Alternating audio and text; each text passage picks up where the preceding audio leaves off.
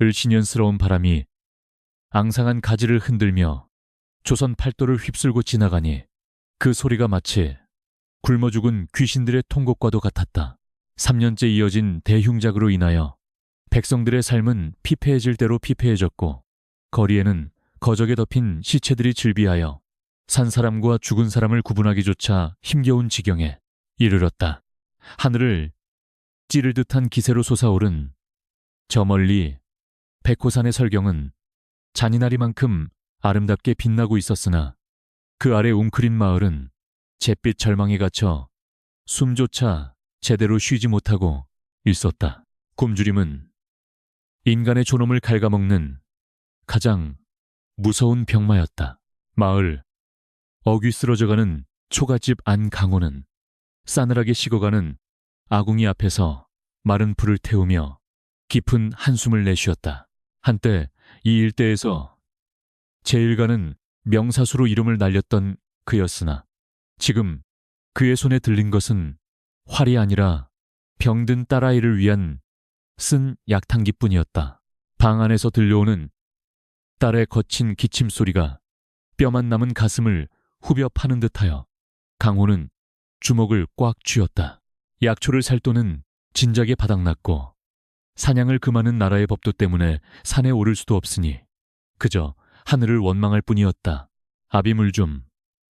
가냘픈 목소리가 문틈으로 새어나오자 강호는 황급히 방문을 열고 들어갔다. 열병에 시달려 붉게 달아오른 딸의 얼굴은 며칠 새 반쪽이 되어 있었고 초점 없는 눈동자는 허공을 헤매고 있었다. 강호는 떨리는 손으로 물그릇을 들어 아이의 입가에 가져다 대었으나 목구멍이 부어올라 물 한 모금 넘기는 것조차 고역인 듯했다. 이대로라면 며칠을 넘기지 못할 것이라는 의원의 말이 귓가를 맴돌아 강호의 눈시울이 뜨거워졌다. 차라리 제사를 베어 먹여서라도 살릴 수만 있다면 그러하고 싶었다. 그때였다. 고요하던 새벽의 정적을 깨고 거친 말발굽 소리가 집 앞마당을 뒤흔들더니 곧이어 낡은 살인문이 부서질 듯 열리는 소리가 났다. 관아의 포졸들이 들이닥친 것이다. 흑투성이 군화를 신은 그들은 예의도 없이 방 안으로 들이닥쳐 병구안을 하던 강호를 짐승 다루듯 끌어내었다. 딸아이가 놀라 비명을 질렀으나 강호는 저항할 틈도 없이 포승줄에 묶여 차가운 마당으로 내동댕이 쳐졌다. 무슨 짓들이시오? 내 딸이 아프오. 강호가 절규했으나 돌아오는 것은 무자비한 매질 뿐이었다. 포졸대장은 강호의 얼굴을 군화발로 지식이며 싸늘하게 비웃었다. 내 놈이 그 유명한 사냥꾼 강호냐 사또나리께서 친히 너를 찾으신다. 잔말 말고 따라오너라. 강호는 피 섞인 침을 뱉으며 고개를 들었다. 사냥을 그만둔 지 10년이 넘었거늘 탐관오리로 악명 높은 현감 사또가 이제 와서 자신을 찾을 이유가 무엇이란 말인가. 불안감이 엄습했지만 방 안 홀로 남겨질 딸아이 걱정에 가슴이 미어졌다. 그러나 권력 앞에서는 개미 목숨보다 못한 것이 백성의 운명이었다. 끌려간 관아의 풍경은 굶주린 마을과는 딴판이었다. 곳곳에 횃불이 대나처럼 밝혀져 있었고 기름진 고기 냄새가 진동하여 강호의 텅 빈 위장을 조롱하는 듯했다. 대청마루 높은 곳에 앉아있는 현감 조대감은 비단 옷을 휘감은 채 마당에 무릎 꿇려진 강호를 뱀 같은 눈으로 내려다보고 있었다. 그의 곁에는 기이한 분위기를 풍기는 늙은 무당이 눈을 감은 채 중얼거리고 있어 분위기를 더욱 음산하게 만들었다. 강호는 본능적으로 이곳에서 죽음의 냄새를 맡았다. 고개를 들어라. 조대감의 목소리는 나직했으나 뼈에 사무치는 위압감이 서려 있었다. 강호가 천천히 고개를 들자 조대감은 찻잔을 만지작거리며 말을 이었다. 조정에서 내려온 진상품 목록에 차질이 생겼다. 내 목숨이 위태로운 지경이지. 헌데 이 늙은 무당의 말로는 백호산 깊은 곳, 죽음의 계곡에 왕실의 병도 고친다는 호박혈이 흐른다고 하더구나. 강호의 동공이 흔들렸다. 그것은 전설 속 이야기일 뿐 그곳에 들어갔다 살아 돌아온 자는 아무도 없었다. 그곳은 인간이 발을 들일 수 없는 금역입니다. 삿도나리, 산군께서 지키시는 강호가 다급히 아뢰었으나 조대감은 찻잔을 집어던지며 말을 잘랐다. 쨍그랑하는 파여름과 함께 조대감의 얼굴이 악귀처럼 일그러졌다. 내 목숨이 경각에 달렸는데 산군 따위가 대수냐. 너는 이 고을에서 유일하게 그 산의 지리를 아는 자가 아니더냐. 내 놈이 길잡이가 되어야겠다. 그것은 부탁이 아니라 거절할 수 없는 명령이었고 죽음으로 내모는 선고나 다름없었다. 강호는 바닥에 머리를 누시며 읍소했다. 통촉하여 주시옵소서. 소인에게는 병든 딸아이가 있습니다. 제가 없으면 그 아이는 굶어 죽습니다. 그러나 조대감은 콧방귀를 뀌며 손짓을 했다. 그러자 포졸 하나가 피 묻은 헝겊구러미를 강호 앞에 던졌다. 그것을 풀어본 강호는 경악을 금치 못했다. 그것은 딸아이가 소중히 여기던 댕기였다.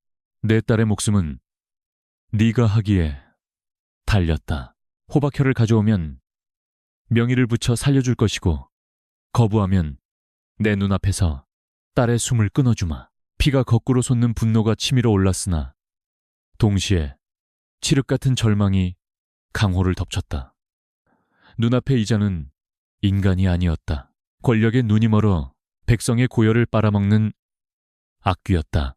하지만 지금 강호가 할 수 있는 일은 아무것도 없었다. 딸을 살리기 위해서는 호랑이 아가리가 아니라 지옥불에라도 뛰어들어야만 했다. 강호의 주먹 쥔 손에서 붉은 선혈이 뚝뚝 떨어져 바닥을 적셨다.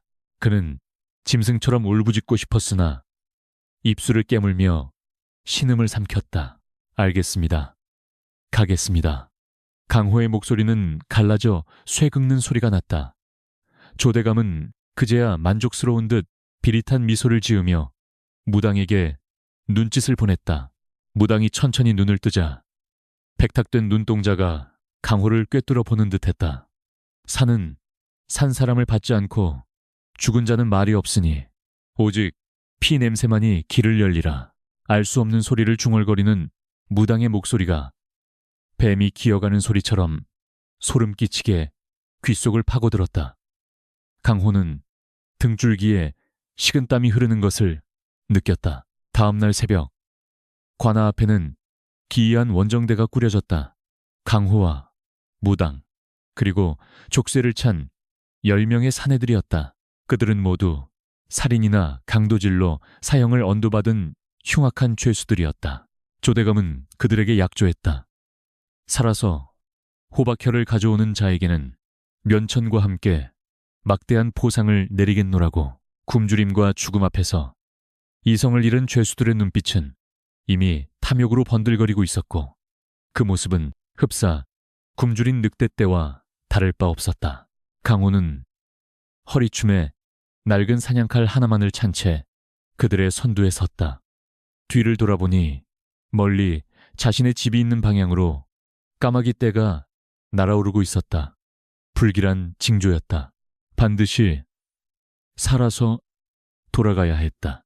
딸아이를 위해서라도, 아니 이 썩어빠진 세상에 복수하기 위해서라도 그는 살아남아야 했다.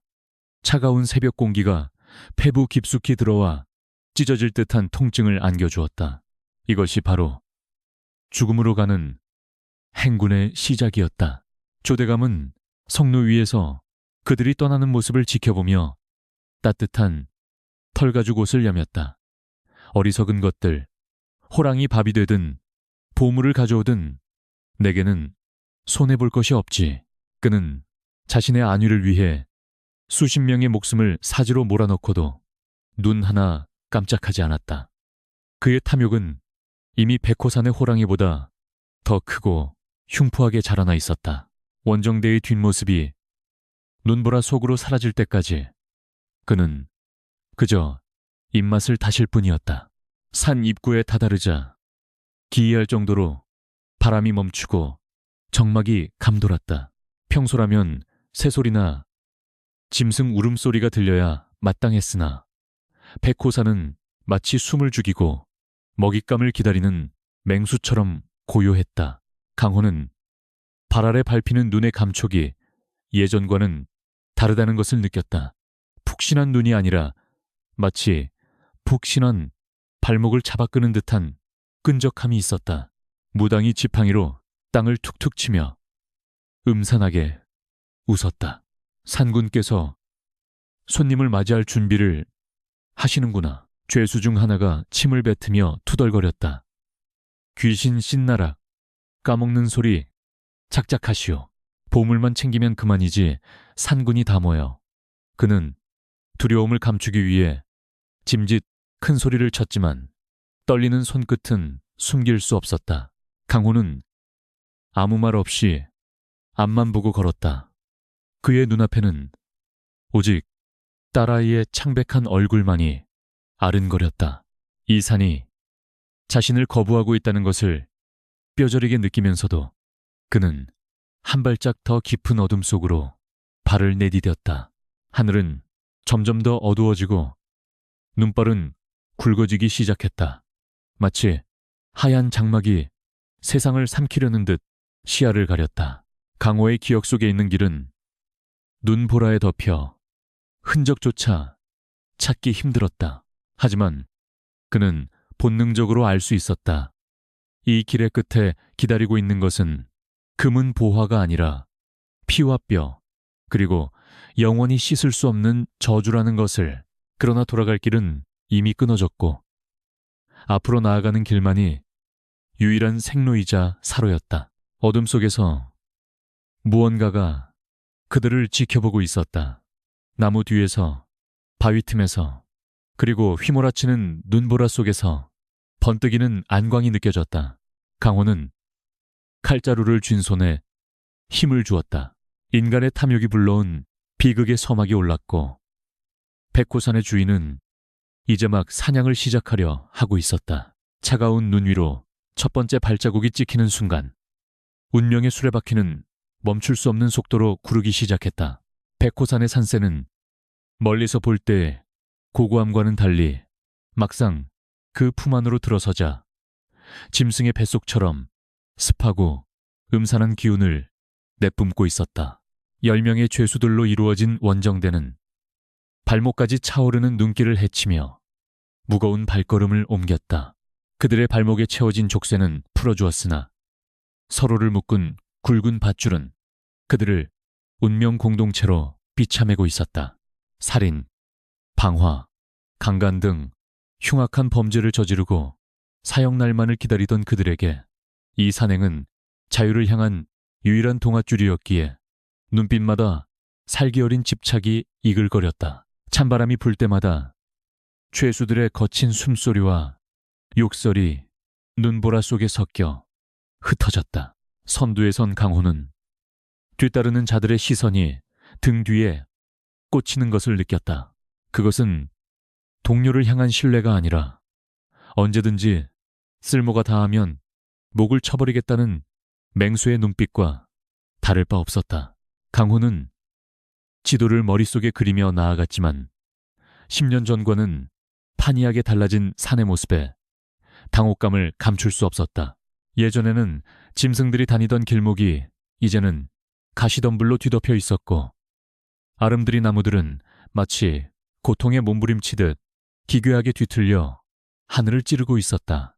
이 산은 지금 병들어 있거나 아니면 무언가에 의해 철저하게 오염되어 있는 것이 분명했다. 그들 사이에서 유일하게 평온한 이는 눈먼 무당뿐이었다. 그녀는 죄수 중 가장 덩치가 큰 놈의 등에 엎인 채 보이지 않는 눈으로 허공을 응시하며 알 수 없는 노래를 흥얼거렸다. 그 노랫소리는 구슬프면서도 섬뜩하여 듣는 이의 뼈마디를 시리게 만들었다. 산 주인이 배가 고프시구나. 붉은 피가 고프시구나. 무당의 중얼거림에 죄수 하나가 재수 없다며 침을 뱉었으나 차마 그녀를 해코지하지는 못했다. 조대감이 떠나기 전 무당을 죽이면 보물을 찾는 길도 영영 막힐 것이라 엄포를 놓았기 때문이었다. 그녀는 이 기묘한 행렬의 길잡이이자 저주받은 부적과도 같았다. 죄수들의 우두머리 격인 칠성은 곰 같은 덩치에 얼굴을 가로지르는 흉터가 인상적인 사내였다. 그는 틈만 나면 강호의 곁으로 다가와 으름장을 놓았다. 어이, 길잡이 양반, 제대로 가고 있는 것 맞소. 만약 헛걸음시키는 거라면 내 손에 죽을 줄 아시오. 칠성의 손에는 관군에게서 빼앗은 녹슨 도끼가 들려 있었다. 강호는 묵묵히 앞만 보며 대꾸했다. 살고 싶으면 입 다물고 따라오시오. 이 산에서는 말소리조차 짐승을 부르는 미끼가 되어. 강호의 차가운 대답에 칠성은 콧방귀를 뀌었지만 묘하게 위축되는 기분을 느꼈다. 해가 중천에 떴음에도 숲속은 어둠침침했다. 빽빽하게 우거진 침엽수림이 햇빛을 차단하여 대낮에도 도깨비불이 보일 것만 같은 음습함이 감돌았다. 죄수들은 추위와 배고픔에 점점 예민해져 갔다. 그들은 서로의 발을 밟았다는 이유만으로 주먹질을 해대거나 누가 더 많은 짐을 졌느니 하며 으르렁거렸다. 인간이라기보다는 굶주린 들개무리에 가까운 그들의 모습은 탐욕이 인간을 얼마나 추악하게 만드는지 보여주는 살아있는 증거였다. 강호는 그들을 보며 씁쓸함을 삼켰다. 딸을 살리기 위해 저런 짐승들과 한 배를 탔다는 사실이 비참했다. 갑자기 행렬이 멈춰섰다. 앞서가던 강호가 손을 들어 제지했기 때문이다. 눈 덮인 땅 위로 무언가가 흐트러져 있었다. 다가가 보니 그것은 갈갈이 찢겨 죽은 고라니의 사체였다. 하지만 일반적인 짐승의 소행이라기에는 너무나 참혹했다. 살점은 하나도 남김없이 발라져 있었고 뼈는 으스러져 가루가 되어 있었다. 피 한 방울 남지 않은 하얀 뼈들이 눈 위에 흩뿌려진 모습은 마치 누군가 일부러 전시해 놓은 예술품처럼 기이했다.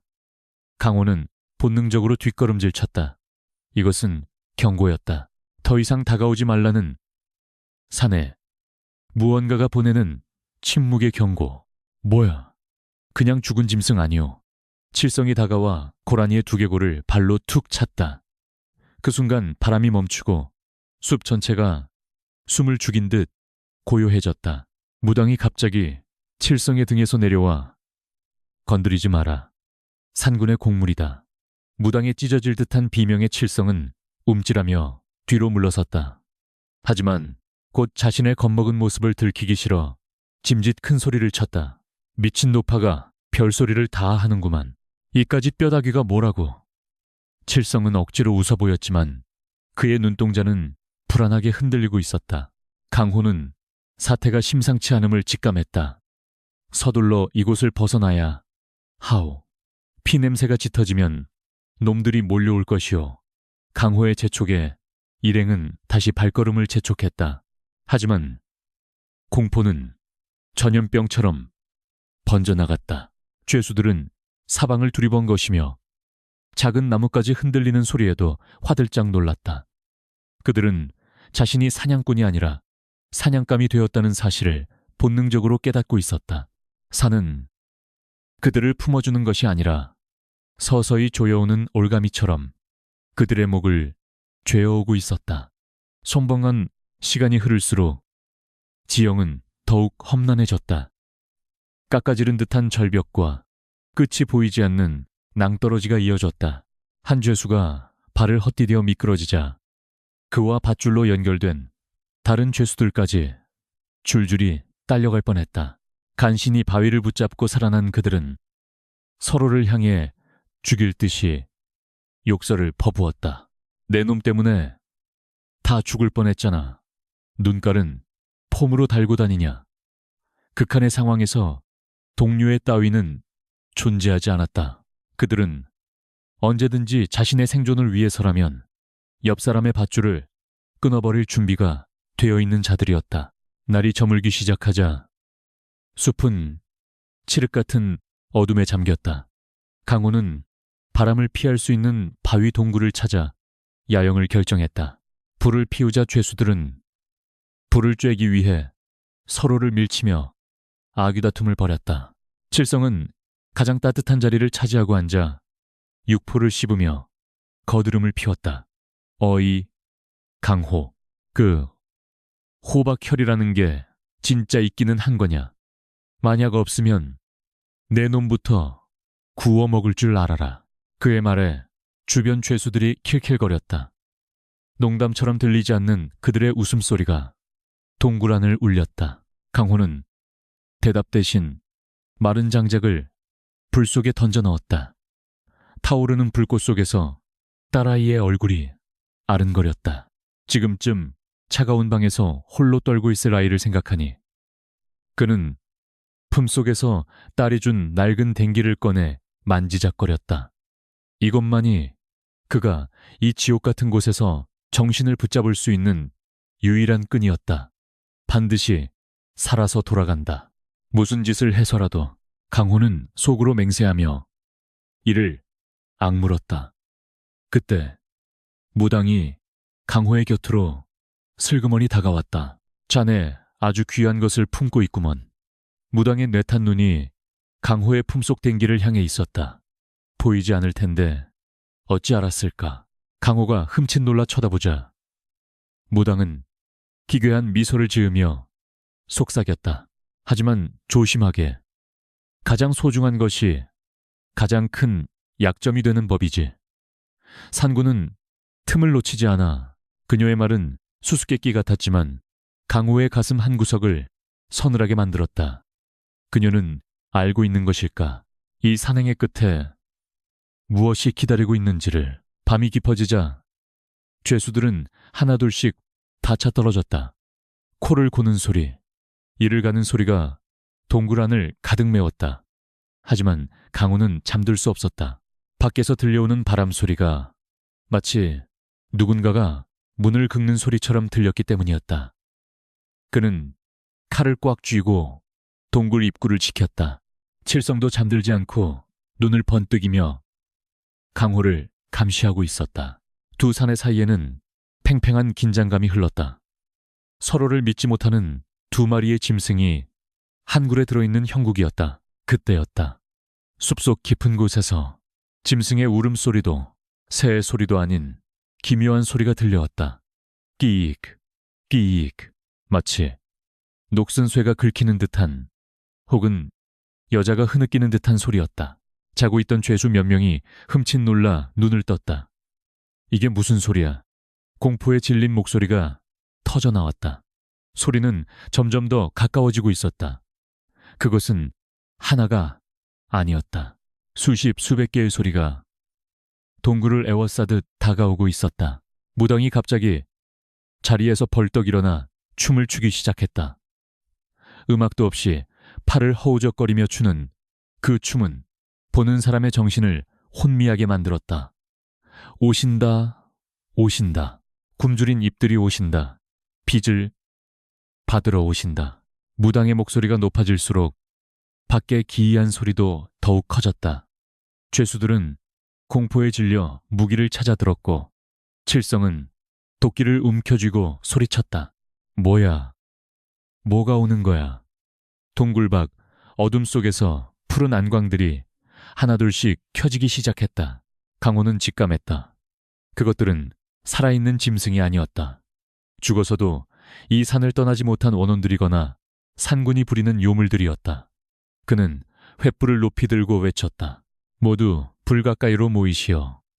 놈들은 불을 싫어하오. 하지만 공포에 질린 죄수 하나가 이성을 잃고 동굴 밖으로 뛰쳐나갔다. 살려줘, 난 여기 있기 싫어. 그의 비명소리가 어둠 속으로 멀어지는가 싶더니 곧이어 끔찍한 파열음과 함께 뚝 끊겼다. 정막이 다시 찾아왔다. 동굴 안에 남은 자들은 숨소리조차 내지 못했다. 방금 나간 동료가 어떻게 되었는지 굳이 확인하지 않아도 알 수 있었다. 칠성의 얼굴이 창백하게 질렸다. 그는 덜덜 떨면서도 강호에게 책임을 전가하려 했다. 내 놈이 길을 잘못 든 거야. 우릴 죽이려고 작정한 거지. 강호는 대꾸할 가치도 없다는 듯 그를 무시하고 어둠을 노려보았다. 지금 중요한 것은 누구의 탓이냐가 아니라 어떻게 아침까지 살아남느냐였다. 푸른 안광들은 동굴 안으로 들어오지 않고 입구를 배회했다. 마치 그들이 공포에 질려 스스로 무너지기를 기다리는 듯했다. 무당은 춤을 멈추고 바닥에 주저앉아 깔깔거렸다. 시작이구나. 산군의 놀이가 시작되었어. 누가 먼저 먹힐까?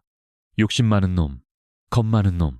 그녀의 광기 어린 웃음소리가 죄수들의 멘탈을 산산조각 냈다. 그들은 이 산이 단순한 자연이 아님을 뼈저리게 깨달았다. 이곳은 거대한 감옥이자 처형장이었다. 밤은 길었고 공포는 이제 막 시작되었을 뿐이었다. 강호는 밖을 응시하며 굳게 다짐했다. 나는 절대로 여기서 죽지 않는다. 딸을 위해서라도, 이 저주받은 산의 비밀을 밝히기 위해서라도 살아남을 것이다. 하지만 그의 결의와는 상관없이 백호산의 밤은 그들의 영혼을 조금씩 갉아먹고 있었다. 어둠 속에서 번뜩이는 수많은 눈동자가 그들을 지켜보고 있었고, 그것은 마치 맛있게 익어가는 먹잇감을 바라보는 식욕 그 자체였다. 지옥 같던 밤이 지나고 여명이 밝아오자 동굴 밖을 포위하고 있던 푸른 안광들은 거짓말처럼 사라졌다. 죄수들은 첨한 눈으로 서로를 바라보며 안도의 한숨을 내쉬었지만 그 누구도 입을 열어 간밤의 공포를 이야기하려 하지 않았다. 날이 밝았음에도 산속은 여전히 잿빛 안개에 쌓여 있었고 태양은 희미한 윤곽만 비칠 뿐 온기를 전해주지 못했다. 강호는 밤새 움켜쥐고 있던 칼을 거두고 자리에서 일어났다. 그의 몸은 천근만근 무거웠지만 여기서 지체했다가는 밤이 오기 전에 안전한 곳을 찾지 못할 것이라는 불안감이 등을 떠밀었다. 동굴을 나선 일행은 밤사이 도망쳤던 죄수의 흔적을 발견했다. 눈밭 위에는 찢겨나간 옷가지와 검붉게 얼어붙은 피 웅덩이만이 남아있었을 뿐 시체는 흔적조차 찾을 수 없었다. 마치 산이 그를 통째로 삼켜버린 듯했다. 죄수들은 공포에 질려 침을 삼켰다. 칠성은 바닥에 침을 뱉으며 애써 태연한 척 소리쳤다. 재수없는 놈, 혼자 살겠다고 도망치더니 꼴 좋게 됐군. 하지만 그의 목소리는 미세하게 떨리고 있었다. 그들은 이제 알았다. 이 대열에서 이탈하는 순간 기다리는 것은 참혹한 죽음뿐이라는 것을. 강호는 나침반을 확인했지만 바늘은 미친 듯이 빙글빙글 돌뿐 방향을 잡지 못했다. 이곳은 이미 인간의 상식이 통하지 않는 영역이었다. 지금부터 우리는 침묵의 계곡으로 들어간다. 난들은 침묵의 계곡으로 들어간다. 그곳에서는 어떤 소리가 들려도 절대 대답해서는 안 된다. 강호의 경고에 죄수들은 긴장한 표정으로 고개를 끄덕였다. 그들은 살기 위해 본능적으로 강호의 뒤를 바짝 쫓았다. 숲은 점점 더 깊어졌고 나무들은 기괴하게 비틀려 마치 고통받는 망자들의 형상처럼 보였다. 계곡 입구에 들어서자마자 기이한 현상이 일어났다. 숲을 울리던 바람소리조차 뚝 끊기고 완벽한 정적이 찾아온 것이다. 새 울음소리도 벌레 우는 소리도 들리지 않았다. 오직 그들의 발자국 소리와 거친 숨소리만이 고막을 때렸다. 이질적인 고요함은 공포보다 더 큰 압박감으로 다가왔다. 무당이 칠성의 등 뒤에서 나직하게 속삭였다. 여기는 이승이 아냐. 산 사람과 죽은 사람이 함께 걷는 길목이지. 숨소리를 죽여라. 놈들이 듣는다. 침물을 한참을 걷던 중 안개 속에서 희미한 그림자들의 실루엣이 나타났다. 수십 명의 사람들이 길가에 서 있는 듯한 모습이었다. 죄수 중 하나가 반가움에 소리치려 했으나 강호가 재빨리 그의 입을 틀어막았다. 가까이 다가가 본 그들은 경악을 금치 못했다. 그것은 살아있는 사람이 아니라 바짝 말라 비틀어진 시체들이었다. 병사 복장을 한 자, 사냥꾼 복장을 한 자 등 시대와 신분이 각기 다른 시체들이 썩지도 않은 채 미라처럼 서 있거나 앉아 있었다.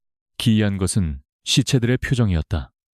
고통에 일그러진 것이 아니라 무언가에 홀린 듯 황홀한 미소를 짓고 있었다. 그리고 그들의 벌어진 입안에서는 무언가가 번쩍이고 있었다. 이게 다 뭐야? 죄수 하나가 떨리는 손으로 시체 하나의 입을 벌려보았다. 그러자 툭 하고 떨어진 것은 흙덩이가 아니라 누런 황금 덩어리였다. 금이다. 진짜 금이야. 순식간에 정적은 깨지고 죄수들의 눈이 뒤집혔다. 공포는 순식간에 탐욕으로 바뀌었다. 건드리지 마라. 함정이다. 강호가 다급하게 소리쳤지만 이미 이성을 잃은 죄수들의 귀에는 아무것도 들리지 않았다. 그들은 앞다투어 시체들에게 달려들어 입을 벌리고 옷을 뒤지기 시작했다. 칠성마저도 도끼를 내려놓고 시체의 턱뼈를 부러뜨리며 금을 꺼냈다. 이것 봐. 입안 가득 금을 물고 있어. 이 정도면 평생 떵떵거리고 살 수 있다고. 죽은 자에 대한 예의도, 이곳이 어디인지에 대한 자각도 사라진 아귀지옥 그 자체였다. 한 죄수, 일명 쥐새끼라 불리는 왜소한 사내가 가장 많은 금을 챙겼다. 그는 양손 가득 금덩이를 쥐고 미친 듯이 웃어댔다. 이제 난 부자다. 사형수 따위가 아니라고. 그는 시체들이 입고 있던 옷까지 벗겨 금을 담으려 했다. 강호는 그를 말리려 다가갔지만 무당이 지팡이로 강호의 앞을 막아섰다. 내버려둬. 거래가 성사되었어. 저자는 값을 치를 게다. 무당의 얼굴에는 비릿한 냉소가 걸려 있었다. 그 순간 쥐새끼의 웃음소리가 뚝 끊겼다. 그의 눈이 허공의 한 지점에 고정되더니 얼굴이 사색이 되어갔다. 누구냐? 그는 보이지 않는 무언가를 향해 뒷걸음질 쳤다. 다른 죄수들은 금을 줍느라 정신이 팔려 그를 신경 쓰지 않았다. 갑자기 쥐새끼의 몸이 보이지 않는 거대한 손에 잡힌 듯 공중으로 붕 떠올랐다. 살려, 컥. 그의 비명은 목구멍 안으로 삼켜졌다. 우두둑. 끔찍한 파열음이 계곡의 정적을 찢었다. 허공에 매달린 쥐새끼의 목이 기괴한 각도로 꺾여버린 것이다. 마치 닭 모가지를 비틀듯 너무나도 손쉽고 잔인한 죽음이었다. 그의 품에서 쏟아져 나온 금덩이들이 핏방울과 함께 바닥으로 후두둑 떨어졌다. 쨍그랑거리는 금소금만이 유난히 크게 울려 퍼졌다. 금을 줍던 죄수들의 동작이 그제야 멈췄다. 허공에 떠있던 시체가 바닥으로 툭 떨어졌다. 눈을 부릅뜬 채 목이 뒤로 돌아간 처참한 몰골이었다. 죄수들은 비명을 지르며 주웠던 금을 내동댕이 쳤다. 칠성도 사색이 되어 뒤로 물러났다. 뭐야? 누가 그랬어? 그들은 허공을 향해 무기를 휘둘렀지만 베어지는 것은 차가운 안개뿐이었다. 보이지 않는 공포가 그들의 심장을 옥죄어왔다. 강호는 싸늘한 눈으로 주검을 내려다보며 말했다. 이곳의 물건에 손을 대는 자는 사내의 일부가 된다. 저 시체들이 왜 썩지 않고 여기에 서 있는지 이제 알겠나? 시체들은 과거에 이곳에 들어왔다가 탐욕에 눈이 멀어 영원히 갇혀버린 자들이었다. 그들의 입안에 든 금은 축복이 아니라 저주를 묶어두는 재갈이었던 것이다. 죄수들은 덜덜 떨며 자신의 주머니에 넣었던 금조차 황급히 꺼내버렸다. 그때 멈췄던 바람이 다시 불기 시작했다. 하지만 그것은 평범한 바람소리가 아니었다. 킥킥킥, 킥킥킥, 그러는, 킥킥킥. 그러는 수많은 사람이 조소하는 듯한 웃음소리가 바람을 타고 들려왔다. 시체들의 입이 미세하게 움직이는 것처럼 보였다. 마치 금을 버리고 도망가는 산 사람들을 비웃는 듯했다. 무당이 엎드려 절을 하며 킬킬거렸다. 하나를 데려가셨으니 길을 여시겠구나. 공정모, 감사를 표해라. 이 멍청한 것들아. 강호는 죄수들을 재촉했다. 정신 똑바로 차려 넋을 놓으면 다음은 내 차례다. 일행은 도망치듯 시체밭을 빠져나갔다. 뒤에서 누군가가 옷자락을 잡아당기는 듯한 느낌이 들었지만 아무도 감히 뒤를 돌아보지 못했다. 발밑에 채이는 금덩이들이 더 이상 보물로 보이지 않았다. 그것은 인간을 낳기 위한 미끼이자 죽음으로 초대하는 초대장이었다. 계곡을 벗어나자 안개가 조금 걷히고 가파른 오르막길이 나타났다. 하지만 죄수들의 기세는 이미 꺾일 대로 꺾여 있었다. 칠성은 숨을 헐떡이며 강호에게 물었다. 대체 이 산에 뭐가 사는 거야? 호랑이 한 마리 잡는 거라며 그의 목소리에는 원망과 공포가 뒤섞여 있었다. 강호는 잠시 멈춰서서 산 정상을 올려다보았다. 호랑이만이 아니오. 이 산은 인간의 추악함을 먹고 사는 거대한 괴물이오. 그들은 다시 걷기 시작했다. 하지만 분위기는 이전과는 완전히 달라져 있었다. 죄수들은 서로의 거리를 좁히며 뭉쳐 걸었고 작은 소리에도 쏘스라치게 놀랐다. 탐욕이 사라진 자리에는 생존에 대한 처절한 갈망만이 남았다. 강호는 죽은 쥐새끼의 마지막 표정을 잊을 수가 없었다. 그것은 공포를 넘어선 자신의 업보를 마주한 자의 절망이었다. 산을 오를수록 공기는 희박해지고 추위는 뼛속까지 파고들었다.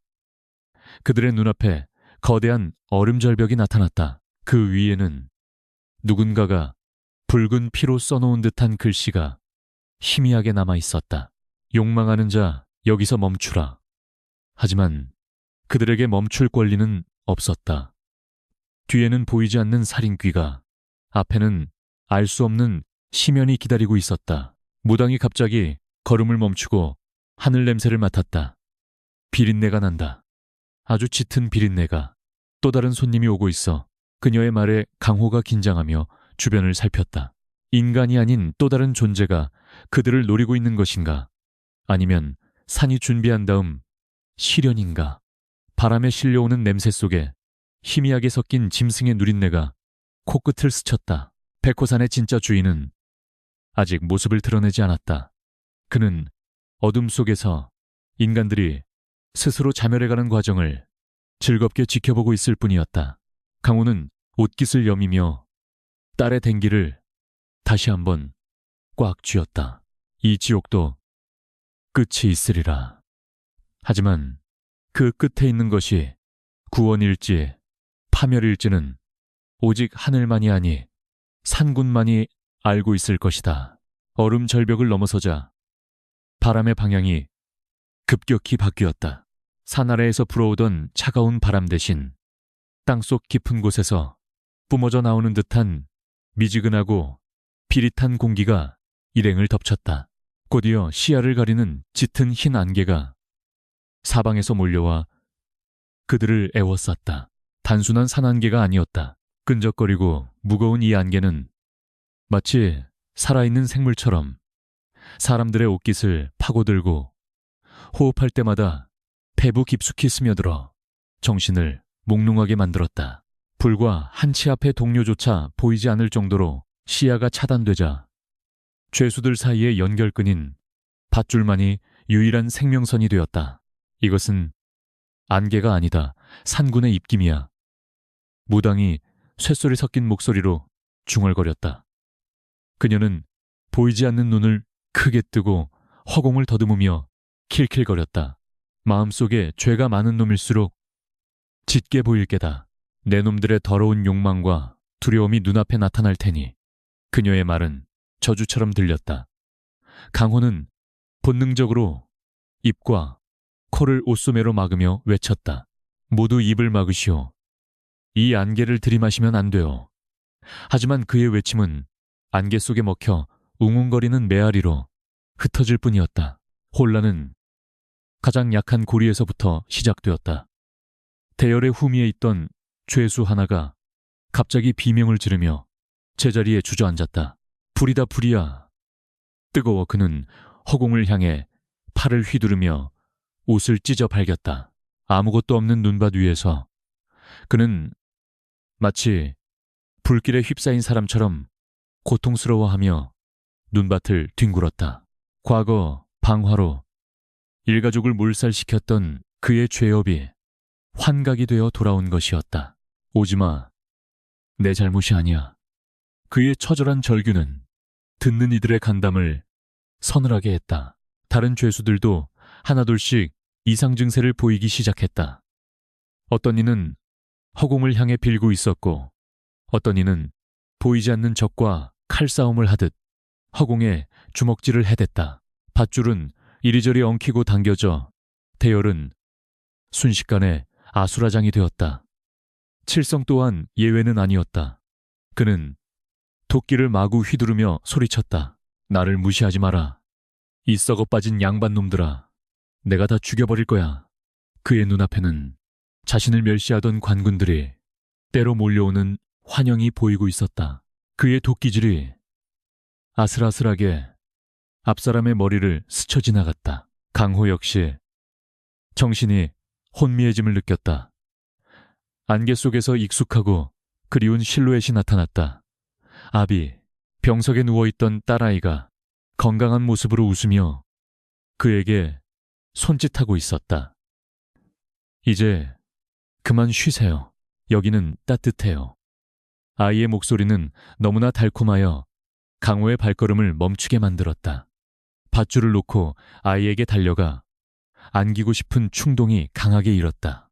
이 지옥 같은 산행을 끝내고 싶은 유혹, 모든 고통을 내려놓고 싶은 나약한 마음이 환각을 만들어낸 것이었다. 하지만 강호는 입술을 깨물어 피를 내며 정신을 다잡았다.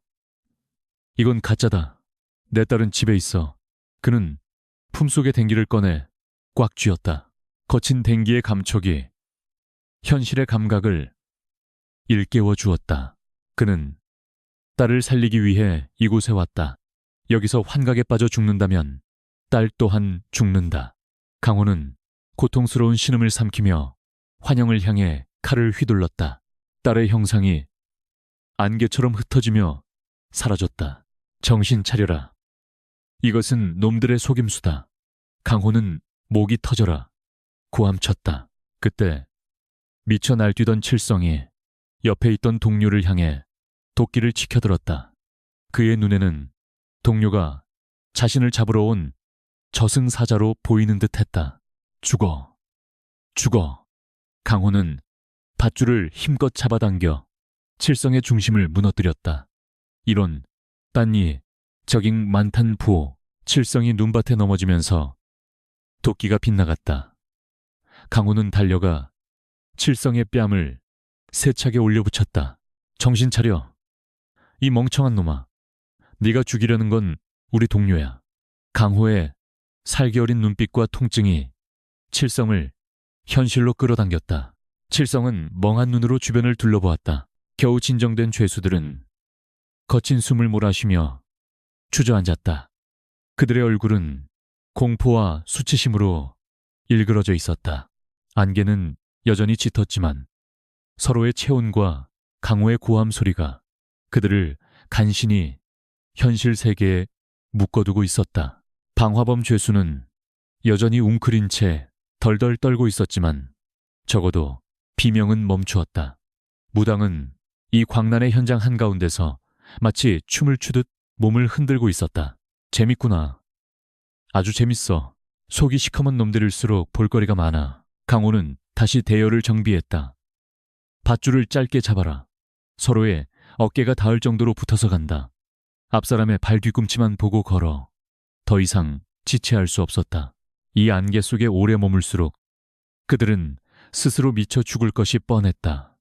일행은 거북이처럼 느리게 하지만 필사적으로 안개를 헤쳐나갔다. 어디선가 들려오는 웃음소리와 울음소리가 귓가를 맴돌았지만 그들은 애써 무시하며 발을 옮겼다.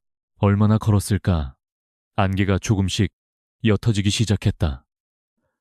시야가 트이자 그들 앞에는 믿을 수 없는 광경이 펼쳐져 있었다.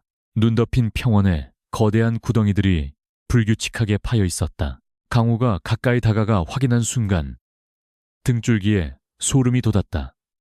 그것은 구덩이가 아니었다. 발자국이었다.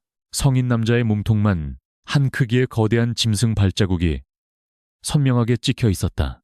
발자국의 깊이로 보아 그 짐승의 무게는 상상을 초월할 것이 분명했다. 이게 뭐야? 호랑이 발자국이라고. 칠성이 기겁하며 뒷걸음질 쳤다. 그동안 들어왔던 전설 속에 산군 집채만한 호랑이라는 이야기가 헛소문이 아님을 증명하는 증거였다. 발자국은 방금 찍힌 듯 눈이 채 덮이지 않았고 발톱에 긁힌 바위에는 깊은 흉터가 남아 있었다. 그들은 안개 속에서 환각과 싸우는 동안 이 거대한 괴물과 스쳐 지나갔거나 아니면 놈이 그들을 바로 옆에서 지켜보고 있었던 것이다. 놈이 우리를 몰아가고 있어. 강호가 떨리는 목소리로 말했다. 발자국은 산 정상 쪽이 아닌 더 깊고 험한 골짜기 쪽으로 이어져 있었다. 마치 그곳으로 오라고 유인하는 듯했다. 죄수들은 공포에 질려 주저앉거나 오줌을 지렸다. 보이지 않는 귀신보다 눈에 보이는 압도적인 무력이 주는 공포가 더 직접적으로 다가왔다. 이 발자국의 주인과 마주친다면 도끼나 칼 따위는 이쑤시개에 불과할 터였다. 그때 대열의 맨 뒤에서 누군가가 소리쳤다. 밧줄이 끊어졌어. 모두의 시선이 뒤로 쏠렸다. 맨 끝에 매달려 있어야 할 방화범 죄수의 자리가 비어 있었다. 굵은 밧줄은 누군가가 칼로 자른 듯 매끄럽게 절단되어 있었다. 비명소리 한 번 들리지 않았다. 그 혼란스러운 안개 속에서 누군가가 혹은 무언가가 그를 소리 소문 없이 채워간 것이었다. 언제 사라진 거야? 아무 소리도 못 들었는데 죄수들은 공황 상태에 빠졌다. 바로 뒤에 있던 동료가 사라졌는데도 아무도 눈치채지 못했다는 사실이 그들을 더욱 미치게 만들었다. 눈밭에는 그가 끌려간 흔적조차 없었다. 마치 하늘로 솟았거나 땅으로 꺼진 것처럼 완벽한 실종이었다. 남은 죄수들은 밧줄을 더욱 꽉 움켜쥐었다. 이제 밧줄은 생명선이 아니라 다음 차례를 기다리는 죽음의 순번처럼 느껴졌다. 무당이 텅 빈 밧줄 끝을 만지작거리며 중얼거렸다. 제 발로 걸어 들어갔구먼. 죄책감을 이기지 못해 짐승의 아가리로 스스로 기어 들어갔어. 그녀의 말대로라면 그는 환각을 이기지 못하고 스스로 대열을 이탈했을지도 몰랐다. 하지만 그를 기다리고 있던 것이 무엇인지는 명확했다. 저 거대한 발자국의 주인이 그를 맞이했을 것이다. 계속 가야 한다. 강호는 흔들리는 일행을 다잡았다. 여기서 멈추면 우리 모두 죽는다. 놈은 우리가 공포에 질려 흩어지기를 기다리고 있다. 강호의 말은 냉정했지만 그의 손 역시 미세하게 떨리고 있었다. 발자국 하나만으로도 압도적인 존재감을 뿜어내는 괴물. 인간의 힘으로 대적할 수 있는 상대가 아니었다. 하지만 강호는 물러설 곳이 없었다.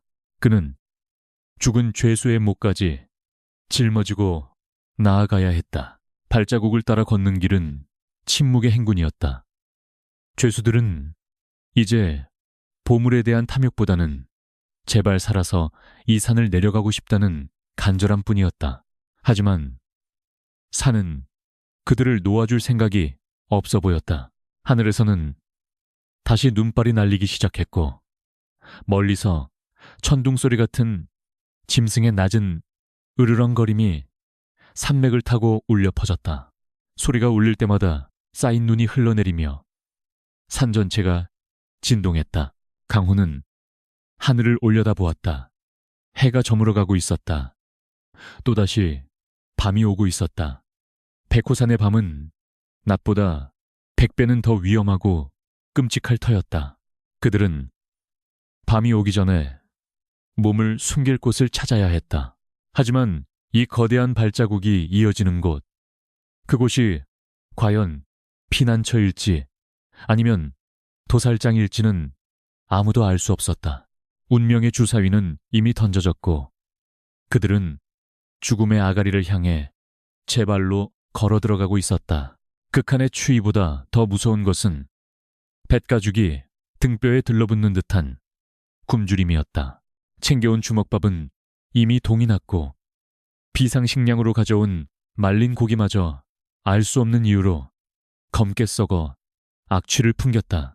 죄수들의 눈은 파하게 들어가고 광대뼈만 앙상하게 드러나 걷고 있는 모습이 흡사 시체들의 행렬과 같았다. 그들은 눈을 파먹으며 갈증을 달랬지만 빈 위장을 채우기에는 역부족이었다.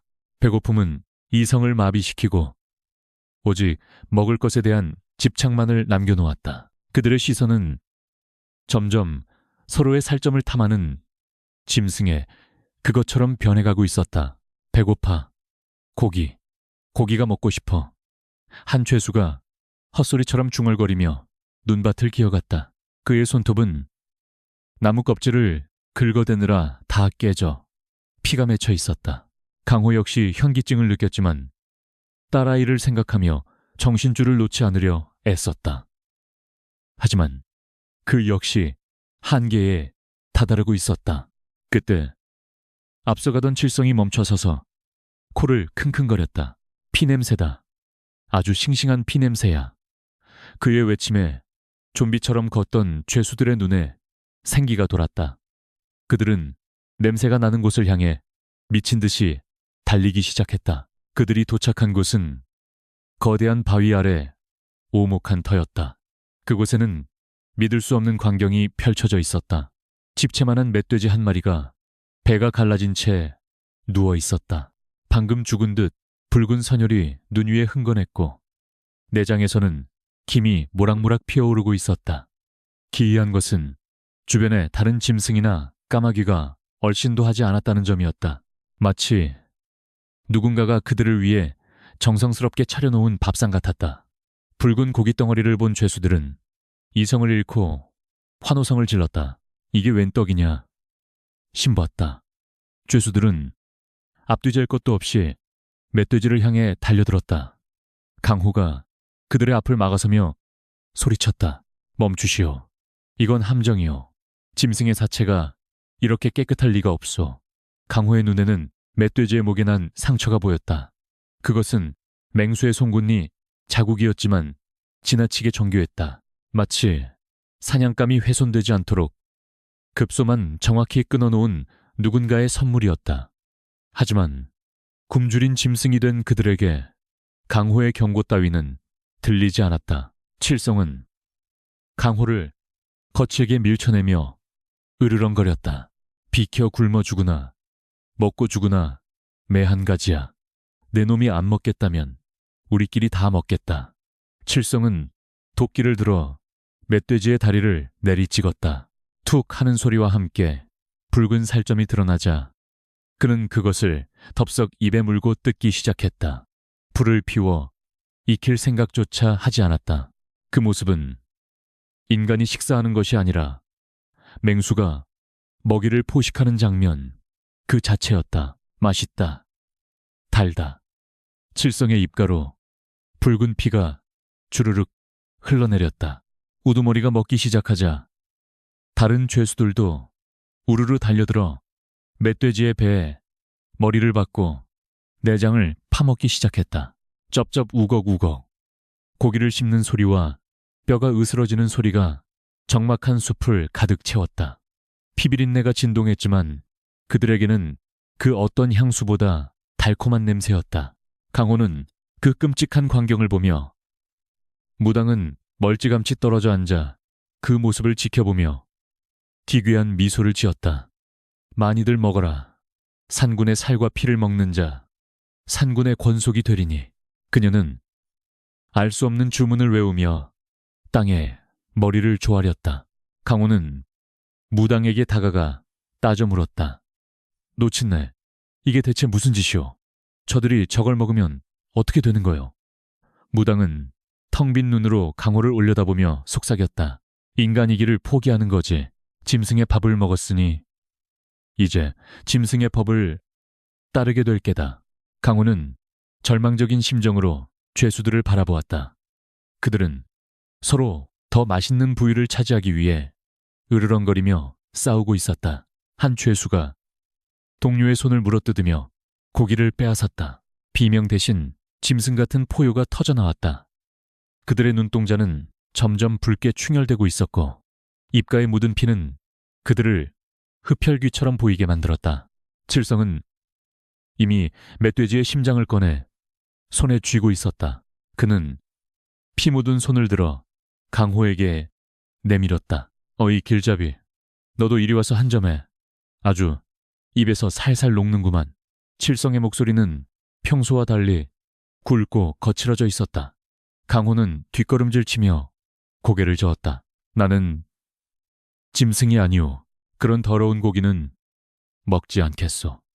강호의 거절에 칠성의 표정이 순식간에 일그러졌다.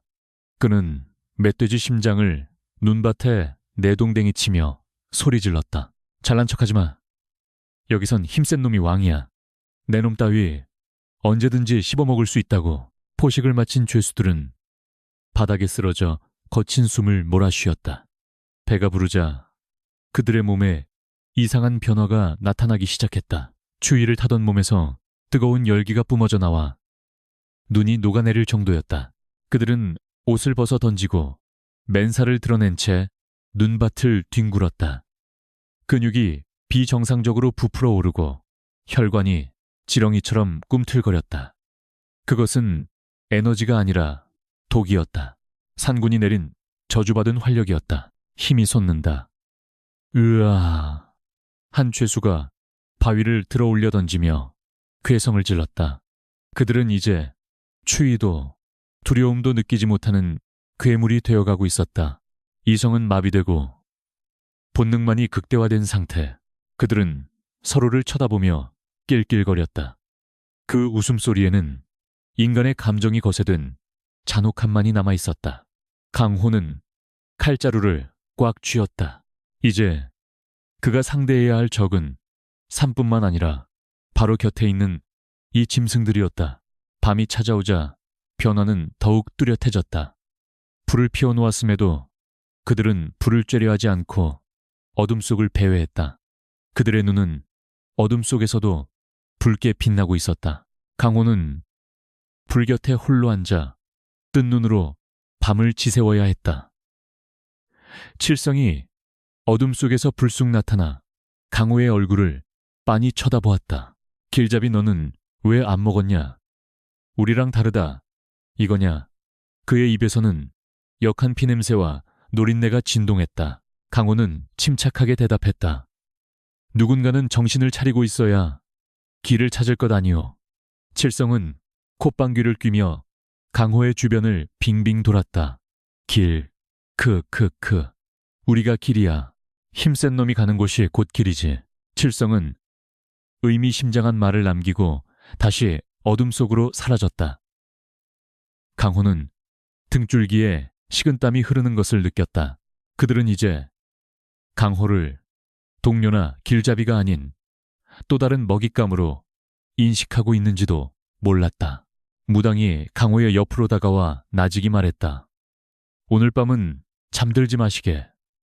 호랑이 굴에 들어온 토끼꼴이 되었으니 저들은 이제 배가 고프지 않아도 사냥을 할 게야. 재미로 죽이고 재미로 찢어발기지. 그녀의 경고는 섬뜩했지만 정확했다. 숲속 여기저기서 죄수들이 나무를 긁거나 돌을 부수는 소리가 들려왔다. 그들은 넘치는 힘을 주체하지 못해 파괴 본능을 발산하고 있었다. 그때 멀리서 늑대 울음소리가 들려왔다. 그러자 죄수들이 하던 짓을 멈추고 일제히 고개를 들어 소리가 난 쪽을 바라보았다. 그들의 자세는 네 발로 엎드린 짐승의 그것과 흡사했다. 한 죄수가 입맛을 다시며 중얼거렸다. 고기다. 또 다른 고기가 있어. 그들은 늑대 소리에 겁을 먹기는커녕 오히려 사냥감을 발견한 맹수처럼 흥분하고 있었다. 먹이 사슬이 역전된 기괴한 광경이었다. 강호는 탄식했다. 인간의 존엄성은 얇은 종이 한 장 차이였다. 배고픔 앞에서 도덕과 윤리는 무력하게 무너져 내렸다. 그는 품속에 댕기를 꺼내 냄새를 맡았다. 땀 냄새와 흙 냄새가 섞인 딸의 냄새. 그것만이 그를 인간으로 붙들어매는 유일한 외미였다. 버텨야 한다. 나는 아비다. 짐승이 되어서는 안 된다. 그는 스스로에게 최면을 걸듯 되뇌었다. 하늘에는 빛빛달이 떠올라 설원을 붉게 물들이고 있었다. 죄수들의 그림자가 달빛을 받아 길게 늘어지며 기괴한 형상을 만들어냈다. 그들은 이제 더 이상 관아의 죄수가 아니었다. 백호산의 주인, 그 보이지 않는 호랑이가 키우는 사냥개들이었다. 그리고 강호는 그 사냥개들의 목줄을 쥐고 있는 것이 아니라 그들 한가운데 던져진 고깃덩어리 신세였다. 어둠 속에서 칠성의 붉은 눈이 다시 한번 번뜩였다. 그는 강호를 보며 입모양으로 무언가를 말했다. 소리는 들리지 않았지만 강호는 그 입모양을 분명히 읽을 수 있었다. 너 맛있겠다. 오싹한 전율이 전신을 휘감았다. 이 밤이 지나고 나면 이 무리 중에 온전한 인간은 과연 몇이나 남아있을까? 아니, 내일 아침 해를 볼 수나 있을까? 산바람이 불어와 모닥불을 거칠게 흔들었다. 불꽃이 사그라들 때마다 어둠이 강호의 목을 조여오는 듯했다. 멧돼지의 사체는 이미 뼈만 남아 앙상하게 드러나 있었고 그 옆에는 인간성을 상실한 괴물들이 다음 사냥을 준비하며 숨을 고르고 있었다. 백호산의 밤은 깊어만 가고 진짜 공포는 이제부터가 시작이었다. 짐승으로 변해버린 죄수들을 이끌고 나아가는 길은 살얼음 판을 걷는 듯 위태로웠다. 그들은 시시각각 서로를 노려보며 으르렁거렸고 칠성은 틈만 나면 강호의 뒤통수를 노리는 듯한 살기를 내뿜었다. 눈보라는 잦아들었지만 대신 숨막히는 정적이 산을 지배했다.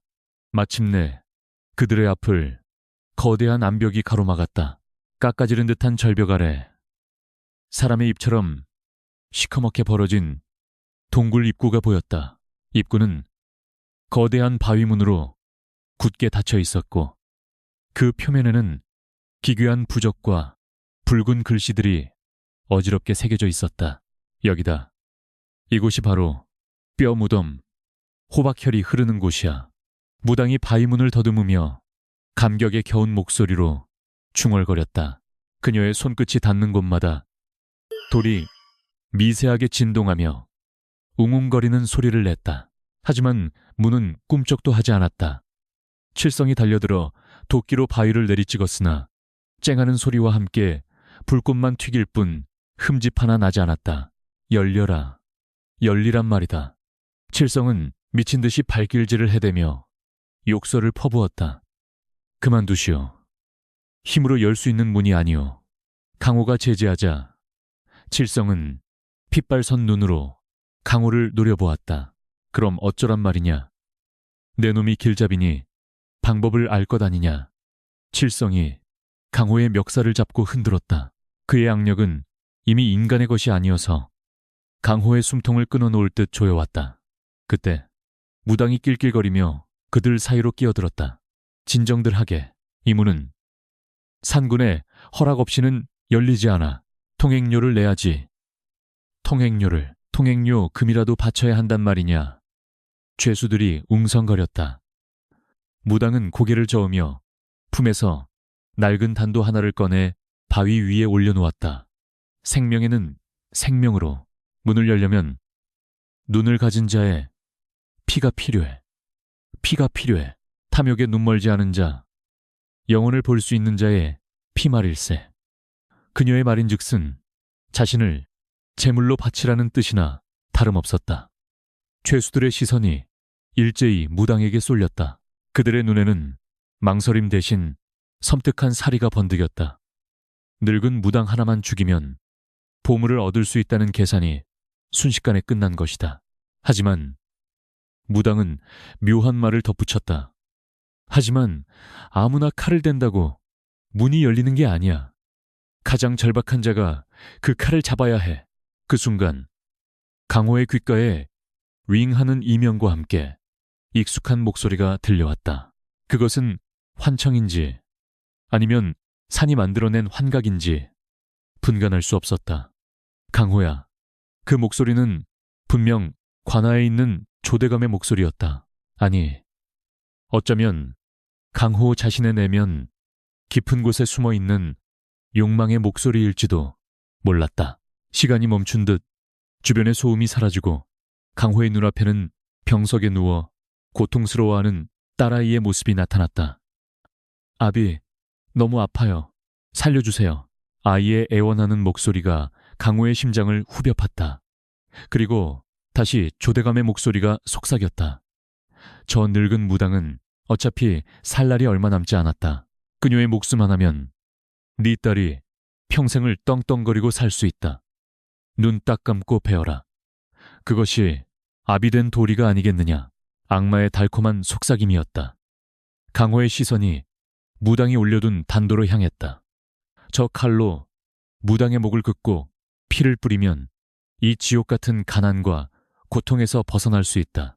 무당은 마치 자신의 운명을 받아들인 듯 강호를 향해 목을 길게 빼고 가만히 앉아 있었다. 그녀의 입가에는 묘한 미소가 걸려 있었다. 어서 하게. 자네가 아니면 누가 하겠나. 딸아이를 생각하게나. 그녀조차 강호를 부추기고 있었다. 강호의 손이 떨리며 단도 쪽으로 뻗어나갔다. 죄수들은 숨을 죽이고 그 광경을 지켜보고 있었다. 그들은 강호가 살인을 저지르기를, 자신들과 같은 살인귀가 되기를 기대하고 있었다. 강호가 칼자루를 잡았다. 차가운 금속의 감촉이 손바닥을 찔렀다. 이 칼 한 번이면 모든 것이 끝난다. 그는 칼을 들어 무당의 목을 켜누었다. 무당의 쭈글쭈글한 피부 아래 파란 정맥이 뛰는 것이 보였다. 죽여라. 죽여. 머릿속에서 수천 개의 목소리가 합창하듯 울려 퍼졌다. 강호의 눈동자가 흔들렸다. 딸의 얼굴과 무당의 얼굴이 겹쳐 보였다. 내가 살기 위해 죄 없는 자를 죽인다면 과연 내 딸에게 떳떳한 아비가 될 수 있을까? 내 아이가 먹을 밥이 누군가의 피로 만들어진 것이라면 그 아이는 과연 행복할 수 있을까? 강호의 호흡이 거칠어졌다. 칼끝이 무당의 목 피부에 닿아 붉은 핏방울이 맺혔다. 갑부신이로 그때 칠성이 참지 못하고 소리쳤다. 뭘 망설이는 거야? 못하겠으면 비켜 내가 한다. 칠성이 거대한 몸을 날려 강호를 덮치려 했다. 그 순간 강호의 눈빛이 변했다. 그는 반사적으로 몸을 틀어 칠성의 공격을 피하고 쥐고 있던 단도를 칠성의 목이 아닌 바닥의 바위를 향해 내리꽂았다. 깡하는 맑은 소리와 함께 단도가 부러져 나갔다. 나는 사냥꾼이지 백정이 아니다. 강호의 일갈이 동굴 앞을 울렸다. 그는 부러진 칼을 집어던지며 칠성을 노려보았다. 내 딸을 살리기 위해 이곳에 왔지만 악귀가 되어서까지 아이를 살리고 싶지는 않다. 그런 목숨은 저주받은 목숨일 뿐이다.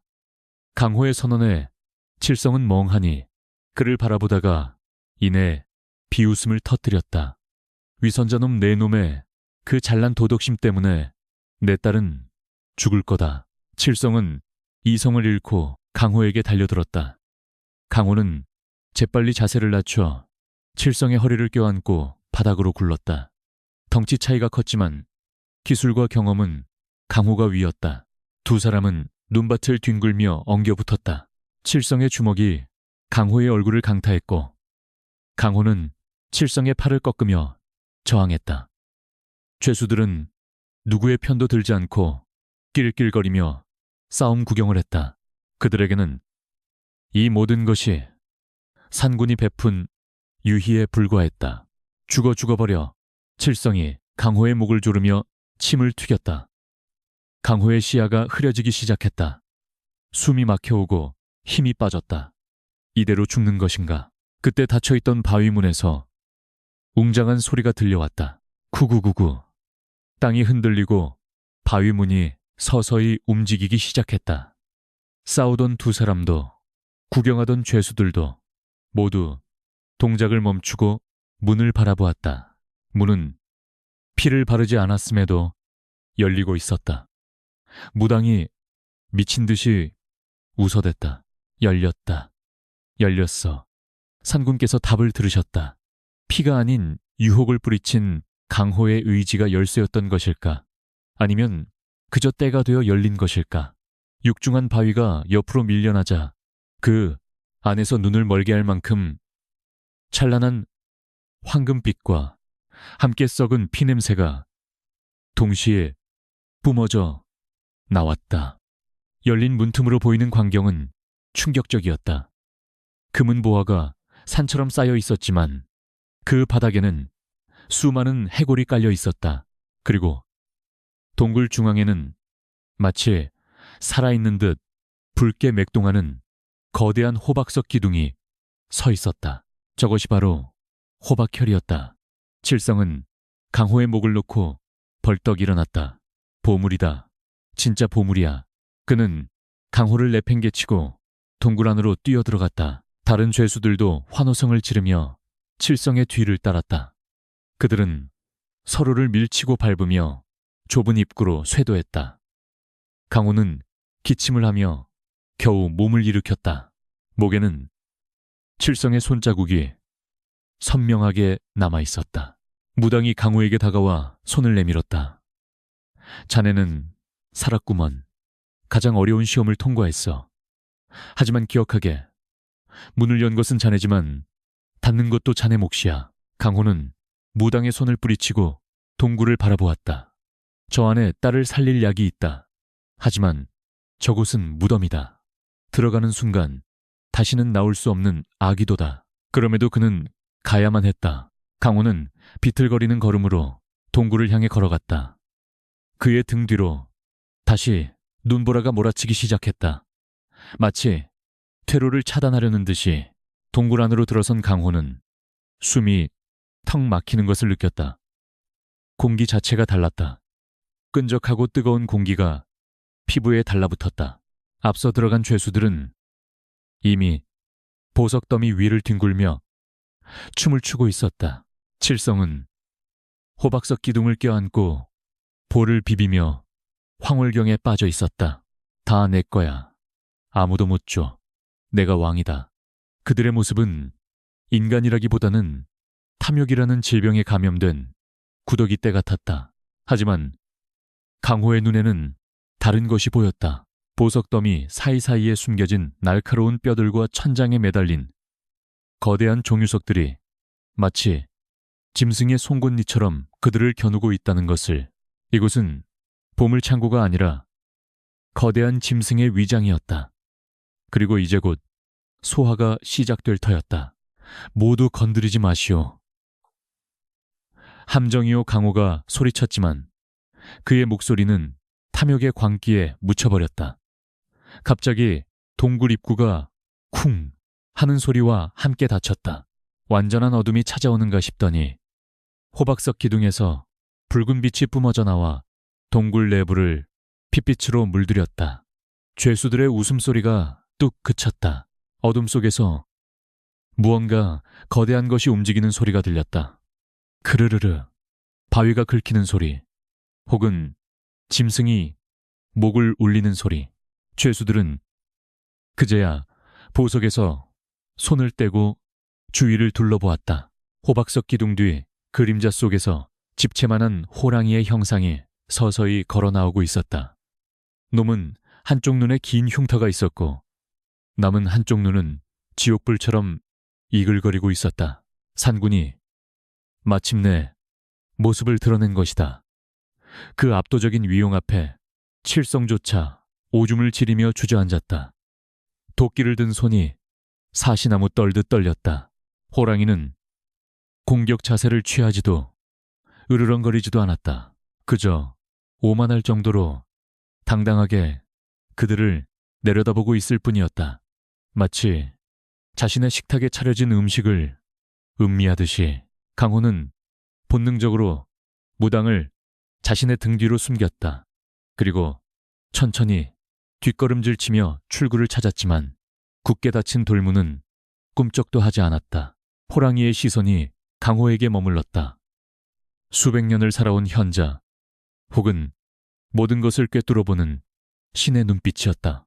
놈은 알고 있었다. 누가 먹이이고 누가 시험을 통과한 자인지를.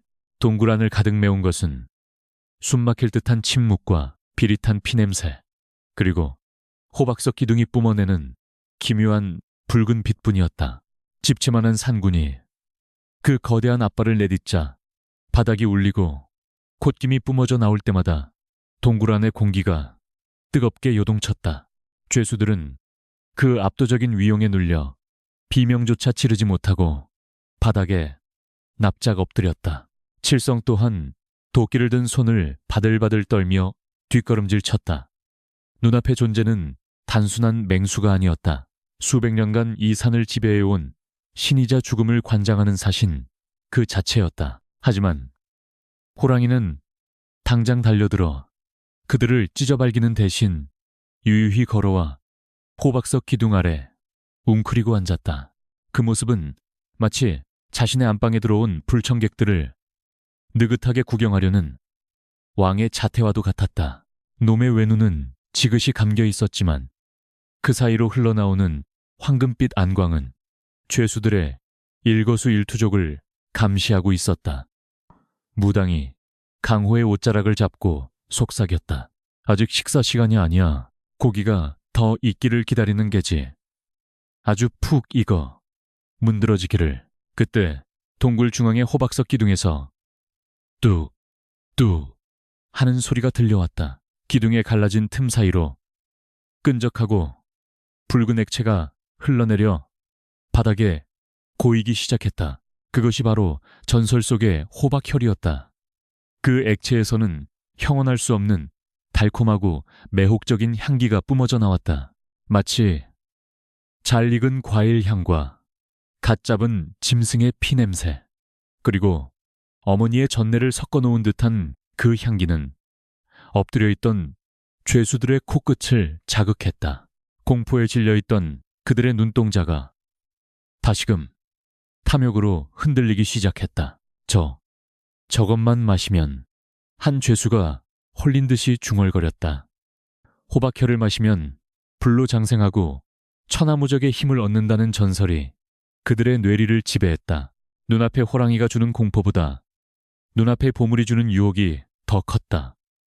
죄수 하나가 미친 척하고 기둥을 향해 기어갔다. 호랑이는 귀만 까딱할 뿐 그를 제지하지 않았다. 용기를 얻은 죄수는 호박혈 웅덩이에 머리를 쳐박고 허겁지겁 액체를 들이켰다. 크아악 죄수가 고통에 찬 비명을 질렀다. 액체는 목구멍을 타고 내려가며 뱃속을 불태우는 듯한 고통을 주었다. 죄수는 바닥을 구르며 자신의 목을 쥐어뜯었다. 하지만 잠시 후 그의 비명은 광기 어린 웃음소리로 바뀌었다. 으하하하. 힘이 넘친다. 내가 신이다. 그의 몸에서 뼈가 우두둑 소리를 내며 뒤틀리고 근육이 비정상적으로 부풀어 올랐다. 피부는 검붉게 변하고 손톱은 짐승의 발톱처럼 길게 자라났다. 그 모습을 본 다른 죄수들도 앞다투어 호박혈에 달려들었다. 나도 마실 거야. 그들은 서로를 밀치고 밟으며 웅덩이로 뛰어들었다. 짐승의 썩은 고기를 먹었을 때와는 비교도 안 될 정도의 폭발적인 변화가 일어났다. 그들은 더 이상 인간의 형상이 아니었다. 반은 인간, 반은 귀신이 된 괴물들이 서로의 어깨를 물어뜯으며 호박혀를 탐했다. 칠성 또한 그 아귀다툼에 뛰어들어 가장 많은 양을 마셨다. 강호는 그 끔찍한 광경에 구역질이 치밀어 올랐다. 달콤한 향기가 코를 찔러 머리가 어지러웠지만 그는 허벅지를 꼬집으며 정신을 차렸다. 마시지 마라. 저건 약이 아니라 독이다. 강호가 소리쳤지만 괴물이 된 그들에게는 들리지 않았다. 그들은 이미 인간성을 완전히 상실한 채 욕망의 화신이 되어 있었다. 무당은 슬픈 표정으로 고개를 저었다. 인간의 욕심이 끝이 없으니 저주 또한 끝이 없구나. 가장 많은 호박혀를 마신 칠성은 이제 거인처럼 거대해져 있었다. 그의 옷은 찢겨나갔고 온몸은 바위처럼 단단한 근육으로 뒤덮였다. 그는 자신의 넘치는 힘을 주체하지 못해 주먹으로 바닥을 내려쳤다. 쾅하는 소리와 함께 동굴 바닥이 갈라졌다. 칠성은 붉게 충혈된 눈으로 호랑이를 노려보았다. 이제 내가 이 산의 주인이다. 늙은 고양이 따위 내 가죽으로 만들어주마. 호박혈에 취한 죄수들도 칠성의 기세에 동조하여 호랑이를 향해 으르렁거렸다. 그들은 자신들이 신이 되었다고 착각하고 있었다. 두려움은 사라지고 오만함만이 남았다. 호랑이는 그제야 천천히 몸을 일으켰다. 놈은 입을 크게 벌려 하품하듯 긴 혀를 내밀었다가 나직하게 그르렁거렸다. 그 소리는 비웃음 같기도 했고 사냥을 시작한다는 신호 같기도 했다. 죽여라. 놈의 심장을 꺼내 나눠 먹자. 칠성이 선동하자 괴물들이 일제히 호랑이를 향해 달려들었다. 그들은 인간의 속도를 뛰어넘는 움직임으로 호랑이의 등과 다리에 매달려 물어뜯고 할퀴었다. 칠성은 도끼를 높이 쳐들고 호랑이의 머리를 향해 내리찍었다. 쇳덩이와 뼈가 부딪히는 둔탁한 소리가 동굴을 울렸다. 하지만 호랑이는 털끝 하나 다치지 않았다. 놈의 가죽은 강철보다 단단했고 놈의 움직임은 바람보다 빨랐다. 호랑이는 몸을 가볍게 털어 매달린 괴물들을 떼어내고 앞발을 휘둘러 칠성을 가격했다. 칠성은 종이 인형처럼 날아가 동굴벽에 처박혔다. 크헉 칠성이 피를 토하며 쓰러졌지만 호박혈의 힘 때문인지 금세 다시 일어났다. 아프지 않아 더더 강한 힘을 원해 전투는 처참했다.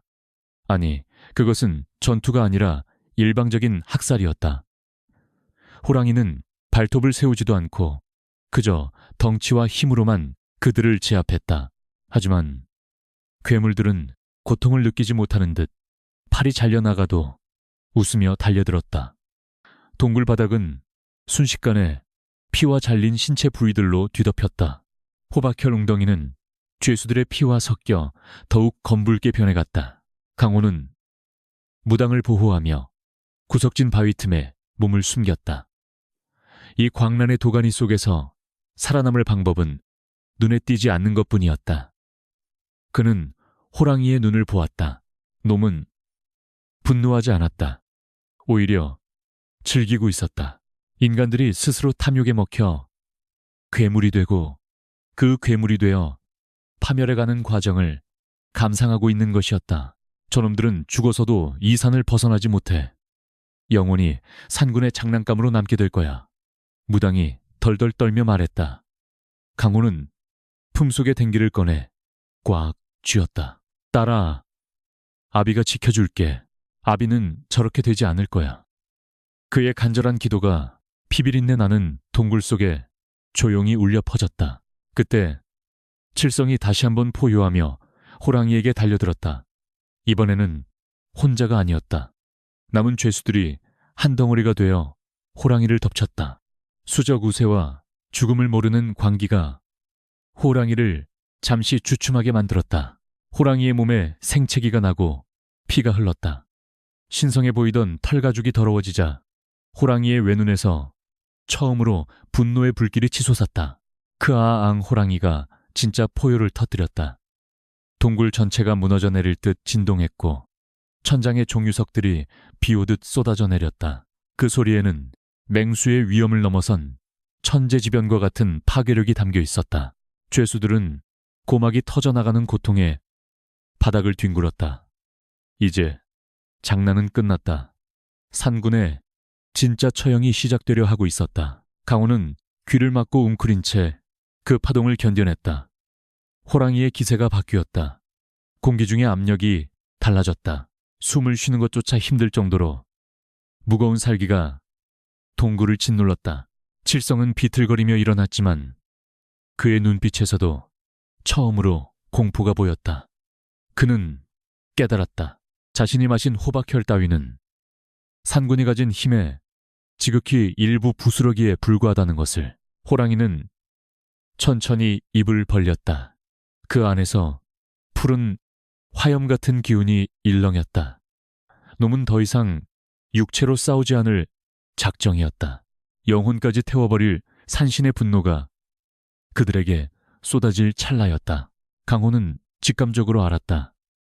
이대로라면 자신과 무당까지 휩쓸려 죄가 될 것이다. 피해야 해. 강호가 무당을 끌어안고 바위 뒤로 몸을 날렸다.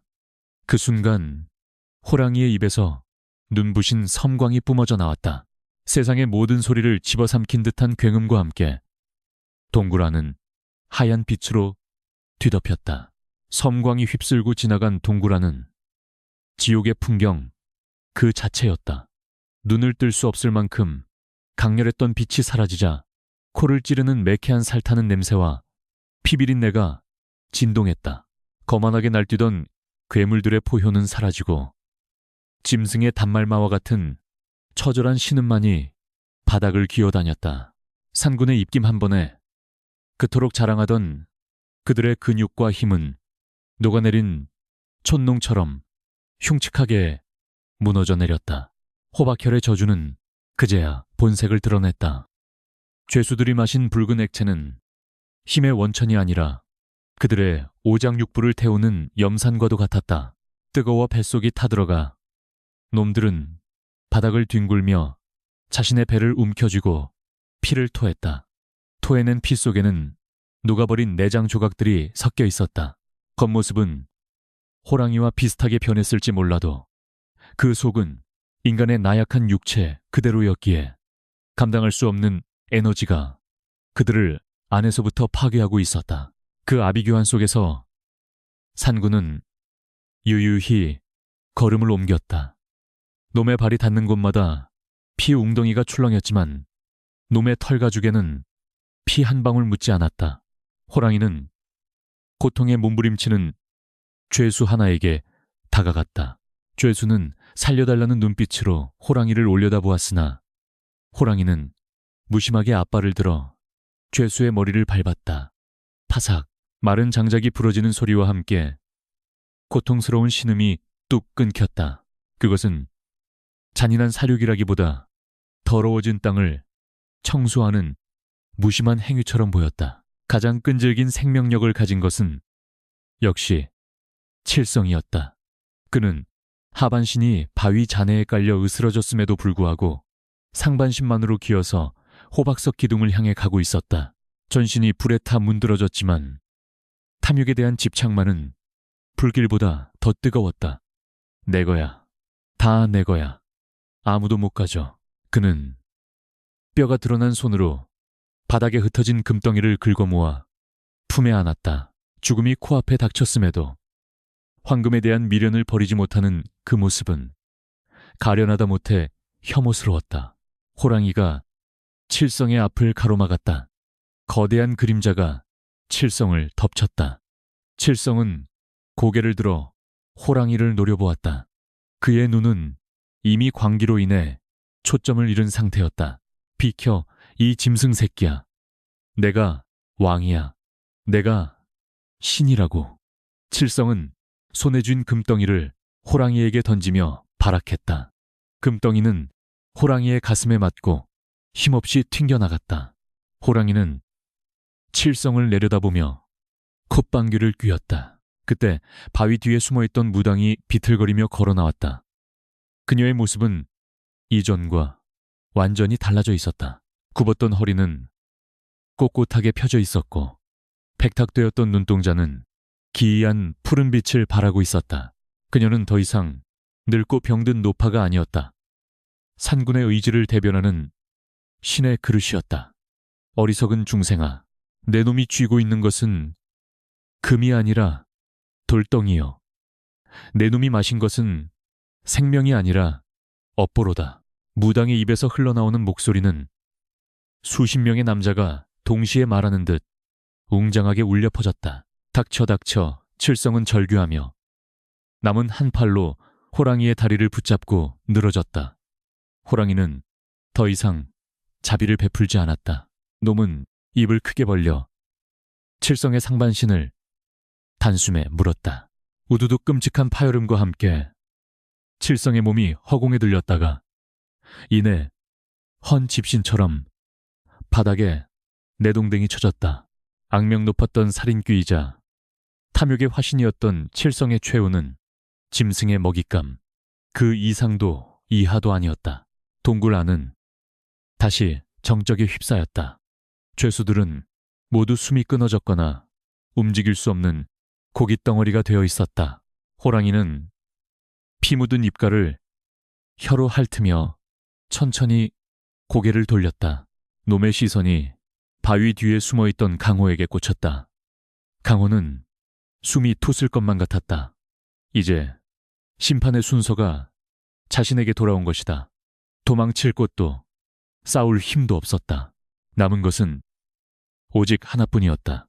강호는 바위 뒤에서 나와 호랑이 앞으로 걸어갔다. 그리고 쥐고 있던 댕기를 품에 넣고 그 자리에 무릎을 꿇었다. 그는 바닥에 머리를 조아리며 납작 엎드렸다. 살려달라고 비는 것이 아니었다.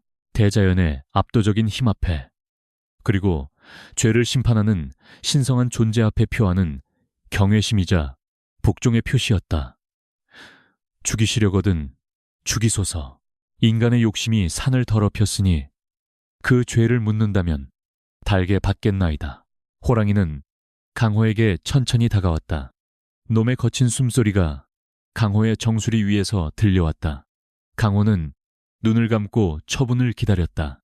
날카로운 발톱이 목을 칠지 아니면 거대한 이빨이 머리를 부술지 알 수 없었다. 하지만 1분이 지나고 2분이 지나도 호랑이는 공격하지 않았다. 대신 젖은 콧등으로 강호의 머리를 툭툭 건드렸다. 냄새를 맡는 듯 했다. 피냄새와 탐욕의 악취가 아닌 딸을 살리고자 하는 아비의 간절한 냄새를 확인하는 것 같았다. 일어나라. 무당의 목소리가 들려왔다. 강호가 조심스럽게 고개를 들자 호랑이는 강호에게서 몇 발자국 물러나 앉아 있었다. 무당은 호박석 기둥 옆에 서서 강호를 바라보고 있었다. 산군께서는 피 냄새가 나지 않는 고기는 드시지 않는다네. 자네의 손은 깨끗하구먼. 무당의 눈빛은 다시 원래의 흐릿한 노파의 눈으로 돌아와 있었다. 빙의가 풀린 것이다. 강호는 떨리는 다리를 지탱하며 일어섰다. 주변을 둘러보니 죄수들의 시체는 거짓말처럼 사라지고 없었다. 호랑이가 먹어치운 것도 아니었다. 그들은 붉은 핏물이 되어 바닥의 틈새로 스며들고 있었다. 마치 산이 그들을 양분으로 흡수하는 것 같았다. 저들은 어떻게 된 것입니까? 강호가 묻자 무당은 씁쓸하게 웃었다. 원래 흙에서 온 자들 다시 흙으로 돌아간 개지. 이 산의 나무와 풀이 되어 속죄하게 될 걸세. 호랑이가 몸을 돌려 동굴 안쪽의 어둠을 향해 걸어갔다. 그리고 잠시 멈춰서서 강호를 돌아보았다. 따라오라는 신호였다. 가세, 상군께서 자네에게 보여줄 것이 있다는군. 무당이 강호의 등을 떠밀었다. 강호는 망설이다가 호랑이의 뒤를 따랐다. 탐욕스러운 자들에게는 지옥이었던 이 동굴이 욕심 없는 자에게는 어떤 모습을 보여줄지 가늠할 수 없었다. 동굴 깊숙한 곳으로 들어가자 붉은 호박빛은 사라지고 은은하고 청명한 푸른 빛이 감돌기 시작했다. 공기도 맑고 시원하게 바뀌었다. 그곳에는 금은 보화 대신 맑은 샘물이 고여 있었다. 샘물 한가운데에는 주먹만 한 크기의 하얀 꽃 한 송이가 피어 있었다. 얼음처럼 투명하고 빛나는 그 꽃은 보는 것만으로도 마음의 때가 씻겨나가는 듯한 신비로운 기운을 뿜어냈다. 저것이 진짜 보물인가요? 강호가 홀린 듯 물었다. 무당은 고개를 끄덕였다. 천년에 한 번 피는 설화련 눈꽃 연꽃 일세, 죽은 사람도 살려내고 썩은 땅도 옥토로 만드는 신약이지. 금덩이 따위와는 비교도 할 수 없는 생명의 근원이야. 호랑이는 샘물 옆에 엎드려 강호에게 눈짓했다. 가져가라는 뜻이었다. 강호는 떨리는 손을 뻗어 꽃으로 다가갔다. 하지만 꽃을 꺾으려는 순간 그는 다시 멈칫했다. 자신이 이 귀한 것을 가질 자격이 있는가? 나 또한 딸을 살리겠다는 욕심으로 이곳에 오지 않았는가? 강호는 손을 거두고 호랑이를 바라보았다. 저는 이것을 꺾을 수 없습니다. 이 꽃은 산의 생명입니다. 제 욕심으로 산의 생명을 해칠 수는 없습니다. 그 순간 호랑이의 눈이 가늘게 휘어졌다. 웃음이었다. 분명 호랑이는 웃고 있었다. 무당이 껄껄거리며 웃음을 터뜨렸다. 합격일세 합격이야. 가지려 하지 않으니 비로소 주인이 되었구만. 무당이 지팡이로 샘물을 가리켰다. 그러자 꽃이 스스로 줄기를 끊고 물 위로 떠올라 강호의 손으로 날아왔다. 가져가게. 자네의 그 마음이 꽃을 불렀어. 하지만 명심하게. 이 꽃은 오직 타인을 위해 쓸 때만 그 효험을 발휘한다네. 강호는 두 손으로 조심스럽게 꽃을 받쳐들었다. 차가우면서도 따뜻한 기운이 손바닥을 타고 전해져 왔다. 딸을 살릴 수 있다. 드디어 딸을 살릴 수 있게 되었다. 강호의 눈에서 뜨거운 눈물이 뚝뚝 떨어져 샘물에 파문을 일으켰다. 호랑이는 자리에서 일어나 동굴 밖을 향해 포효했다. 어흥 그 소리는 아까의 분노와는 달랐다. 산 전체를 깨우는 활기차고 웅장한 소리였다. 이제 하산할 시간이었다. 하지만 들어올 때와는 달리 나가는 길은 결코 외롭지 않을 것이다. 산군이 그를 배웅하고 있었으니까. 강호가 설화련을 품에 안자마자 동굴 전체가 거세게 요동치기 시작했다. 천장이 무너져 내리며 거대한 바위들이 황금과 보석 더미 위로 쏟아졌다. 탐욕스러운 자들이 그토록 갈망했던 부귀영화가 순식간에 돌무덤 아래 파묻히고 있었다. 어서 나가게 산이 문을 닫으려 하네. 무당이 다급하게 소리쳤다. 호랑이 또한 낮은 포효를 내지르며 강호의 옷자락을 물어 입구 쪽으로 끌었다. 더 이상 지체했다가는 그 또한 영원히 이 산의 일부가 될 터였다. 강호는 발길을 돌려 출구를 향해 달렸다. 뒤를 돌아보니 무당은 움직이지 않고 호박석 기둥 옆에 서 있었다. 함께 가셔야지요. 강호가 외쳤으나 무당은 온화한 미소를 지으며 고개를 저었다. 나는 이미 죽은 목숨일세. 산군께 빚진 목숨 이제야 갚는 것이지. 나는 여기에 남아 이 어리석은 영혼들이 산을 내려가 해코지하지 못하도록 감시할 걸세. 그녀의 몸이 서서히 투명해지며 붉은 호박빛과 동화되어 갔다. 그녀 또한 산의 정령이었거나 혹은 산군이 만들어낸 허상이었을지도 몰랐다. 가게 가서 자네의 삶을 살게. 무당의 마지막 외침과 함께 동굴 천장이 와르르 무너져 내렸다. 강호는 눈을 질끈 감고 호랑이의 뒤를 쫓아 빛이 보이는 곳으로 전력 질주했다. 등 뒤에서 거대한 굉음이 들려왔고 흙먼지가 폭풍처럼 밀려왔다. 숨이 턱까지 차오르고 다리가 끊어질 듯 아팠지만 품속에 아는 꽃의 온기가 그를 지탱해 주었다. 이것만은 지켜야 한다. 이것은 단순한 꽃이 아니라 딸의 생명이다. 가까스로 동굴 밖으로 빠져나오자마자 등 뒤의 암벽이 쿵 하는 소리와 함께 완전히 막혀버렸다. 입구였던 흔적조차 찾을 수 없을 정도로 매끈한 바위벽으로 변해 있었다. 그 안에서 벌어졌던 참극과 황금의 산은 이제 영원한 전설 속으로 사라졌다. 강호는 거친 숨을 몰아쉬며 바닥에 주저앉았다. 살아나온 것이다. 그 지옥 같은 탐욕의 소굴에서 유일하게 인간으로서 살아 돌아온 것이다. 고개를 들어보니 어느새 눈보라는 그치고 동쪽 하늘에서 붉은 여명이 밝아오고 있었다. 밤새 그들을 괴롭혔던 음산한 기운은 온데간데 없고 백호산의 아침은 눈물겹도록 평화롭고 아름다웠다. 하얗게 빛나는 설원 위로 호랑이의 거대한 그림자가 드리워졌다. 산구는 강호를 내려다보며 꼬리를 천천히 흔들었다. 이제 헤어질 시간임을 알리는 몸짓이었다. 강호는 자리에서 일어나 호랑이에게 깊이 허리를 숙여 절을 했다. 고맙습니다, 산구님. 이 은혜는 죽어서도 잊지 않겠습니다. 호랑이는 대답 대신 강호의 어깨에 앞발을 툭 올렸다. 묵직한 무게감이 전해져 왔다.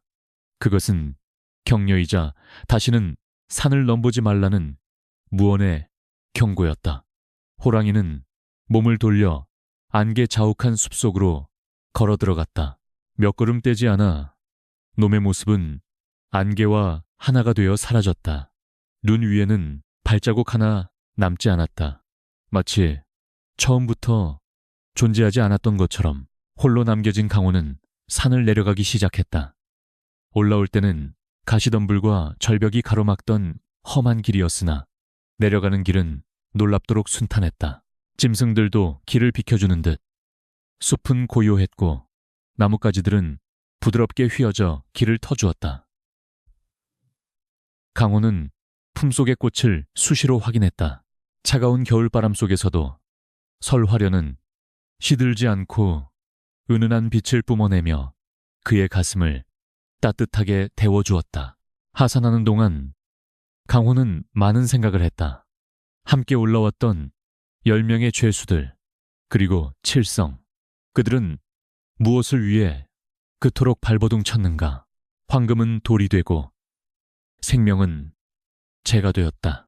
인간의 욕심이란 얼마나 덧없는 것인가? 강호는 자신이 빈손으로 돌아가는 것이 아니라는 사실에 감사했다. 황금보다 더 귀한 깨달음과 생명을 살릴 수 있는 희망을 안고 가는 자신이 진정한 부자임을 깨달았다. 산 중턱에 이르렀을 때 강호는 멀리 자신의 마을이 보이는 곳에서 잠시 멈춰섰다. 며칠 사이 마을은 변함없이 그 자리에 있었지만 강호의 눈에는 전혀 다른 세상처럼 보였다. 잿빛 절망으로 가득 찼던 마을 위로 아침 햇살이 쏟아지고 있었다. 그는 서둘러 발걸음을 재촉했다. 딸아이가 기다리고 있다. 혹시라도 늦었으면 어쩌나 하는 불안감이 엄습했지만 그는 애써 고개를 저었다. 산군이 준 선물이니 반드시 기적을 일으킬 것이다. 마을 어귀에 도착하자 낯익은 풍경들이 눈에 들어왔다. 하지만 거리는 쥐 죽은 듯 조용했다. 사람들이 아직 잠에서 깨지 않은 것일까? 아니면 역병이 돌아 모두 죽은 것일까? 불길한 예감이 스쳐 지나갔다. 강호는 헐떡이는 숨을 참으며 자신의 초갓집을 향해 달렸다. 쌀이문은 열려 있었고 마당에는 잡초가 무성했다. 방문 앞에 선 강호는 떨리는 손으로 문고리를 잡았다. 안에서 아무런 소리도 들리지 않았다. 연하, 강호가 조심스럽게 딸의 이름을 불렀다. 대답이 없었다. 심장이 덜컥 내려앉았다. 설마 늦은 것인가? 내가 산에서 헛된 시간을 보내는 동안 아이가 잘못된 것인가? 강호는 거칠게 문을 열어젖혔다. 방 안은 냉골이었다. 윗목에 누워있는 딸아이는 미동도 하지 않았다. 창백한 얼굴은 핏기 하나 없이 하얗게 질려 있었고 숨소리조차 들리지 않는 듯했다. 연하 아비가 왔다. 아비가 약을 가져왔어. 강호는 울부짖으며 아이에게 달려가 끌어안았다. 아이의 몸은 얼음장처럼 차가웠다. 강호의 눈앞이 캄캄해졌다. 산군이 준 시련은 아직 끝나지 않은 것인가? 절망에 빠진 강호의 눈물방울이 아이의 볼 위로 떨어졌다. 그때 품속에 있던 설화련이 스스로 빛을 내며 떠올랐다. 꽃잎이 한 장씩 떨어지더니 빛의 가루가 되어 아이의 코와 입으로 스며들어갔다. 신비로운 향기가 방 안을 가득 채웠다. 강호는 숨을 죽이고 그 광경을 지켜보았다. 이것이 마지막 기적이었다. 빛이 모두 스며들자 아이의 가슴이 미세하게 오르내리기 시작했다. 창백했던 뺨에 붉은 홍조가 돌아오고 굳게 닫혀있던 눈꺼풀이 파르르 떨렸다. 아이가 앓는 소리를 내며 천천히 눈을 떴다. 아비. 가늘지만 분명한 목소리였다. 강호는 아이를 와락 끌어안고 오열했다. 그래, 아비다. 아비가 돌아왔다. 이제 괜찮다. 이제 다 괜찮다. 방 밖에서는 맑은 새소리가 들려왔다. 기나긴 겨울이 끝나고 봄이 오는 소리였다. 강호는 딸을 품에 안고 창밖을 내다보았다. 멀리 백호산의 정상은 여전히 하얀 눈에 덮여 있었지만 더 이상 두려운 죽음의 산이 아니었다. 그곳은 인간의 욕심을 경계하고 생명을 지키는 거룩한 성소였다. 그날 이후 강호의 집 마당에는 기이한 일이 일어났다. 한겨울임에도 불구하고 이름 모를 하얀 꽃들이 만발하여 시들지 않았다. 마을 사람들은 그것이 산신의 축복이라 수군거렸다. 강호는 더 이상 사냥을 하지 않았다. 대신 산에서 캐온 약초로 병든 사람들을 치료하며 조용히 살아갔다. 그는 누구에게도 산에서의 일을 구체적으로 이야기하지 않았다. 다만 누군가 욕심에 눈이 멀어 산에 오르려 할 때면 조용히 타이르곤 했다. 스몰 산에는 보물이 없습니다. 보물은 이미 당신의 마음속에 그리고 당신이 사랑하는 사람들의 웃음속에 있습니다. 하지만 세상에는 여전히 탐욕스러운 자들이 존재했다. 칠성의 이야기를 전해들은 몇몇 무모한 자들이 황금을 찾아 백호산으로 떠났다는 소문이 돌았다. 하지만 그들 중 누구도 다시 돌아오지 못했다.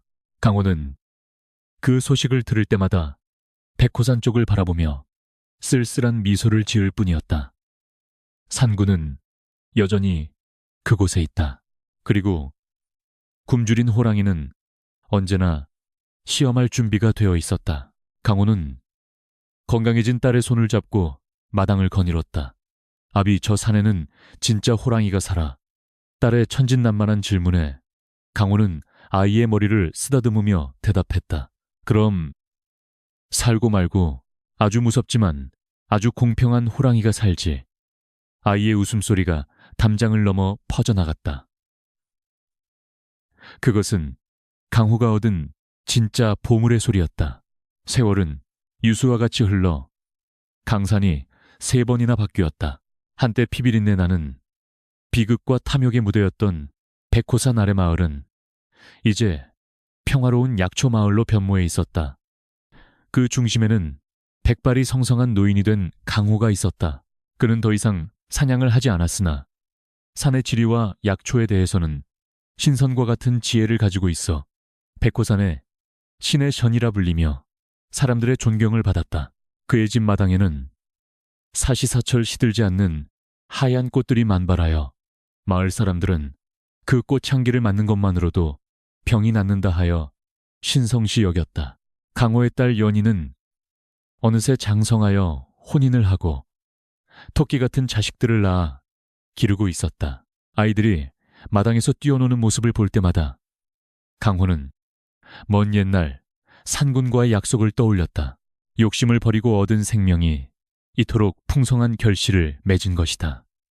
그는 가끔 호박혈의 유혹에 빠져 죽어간 칠성과 죄수들을 생각하며 씁쓸한 표정을 짓곤 했다. 그들이 진정으로 원했던 행복이 금덩어리 속에 있었을까? 아니면 이 소박한 평화 속에 있었을까? 정답은 이미 나와 있었지만 어리석은 인간들은 여전히 오답을 향해 불나방처럼 뛰어들곤 했다. 명성을 듣고 찾아오는 외지인들은 약초보다는 전설 속의 보물에 더 관심이 많았다. 개중에는 거금을 싸들고 와 보물 지도를 그려달라는 상인도 있었고 칼을 들이밀며 길 안내를 강요하는 무례배도 있었다. 그럴 때마다 강호는 말없이 지팡이로 자신의 가슴을 가리키며 말했다. 보물은 산에 있는 것이 아니라 자네의 마음속에 있네. 산에 있는 것은 오직 죽음과 뼈뿐이야. 그의 눈빛이 하도 깊고 서늘하여 아무리 흉악한 자라도 그 앞에서는 기가 죽어 물러가곤 했다. 어느 해 겨울 유난히 심한 폭설이 내리던 밤이었다. 강호는 자신의 천수가 다했음을 직감했다. 몸이 아프거나 병든 것은 아니었으나 마치 오래된 시계가 멈추듯 생명의 불꽃이 사그라드는 것이 느껴졌다. 그는 자리에서 일어나 창문을 열고 눈 내리는 백호산을 바라보았다. 차가운 밤 공기 속에 그리운 냄새가 섞여 있었다. 비릿한 짐승의 냄새가 아닌 청명하고 위엄 있는 산의 주인의 향기였다. 오셨습니까? 강호가 허공을 향해 나직이 물었다. 그러자 마당의 눈보라가 회오리 치더니 거대한 그림자가 서서히 모습을 드러냈다. 수십 년 전 그 동굴에서 보았던 한쪽 눈에 흉터가 있는 그 호랑이였다. 짐승의 수명으로는 도저히 살 수 없는 세월이 흘렀건만 산구는 늙기는커녕 더욱 신성하고 강렬한 기운을 뿜어내고 있었다. 놈은 마루미까지 다가와 강호를 향해 조용히 엎드렸다. 방 안에서 잠들어 있던 딸과 손주들은 세상 모르고 깊은 잠에 빠져 있었다. 강호는 자는 딸의 머리맡에 앉아 마지막 작별을 고했다. 고맙다. 아비의 딸로 와주어서 부디 욕심 없이 맑게 살아가거라.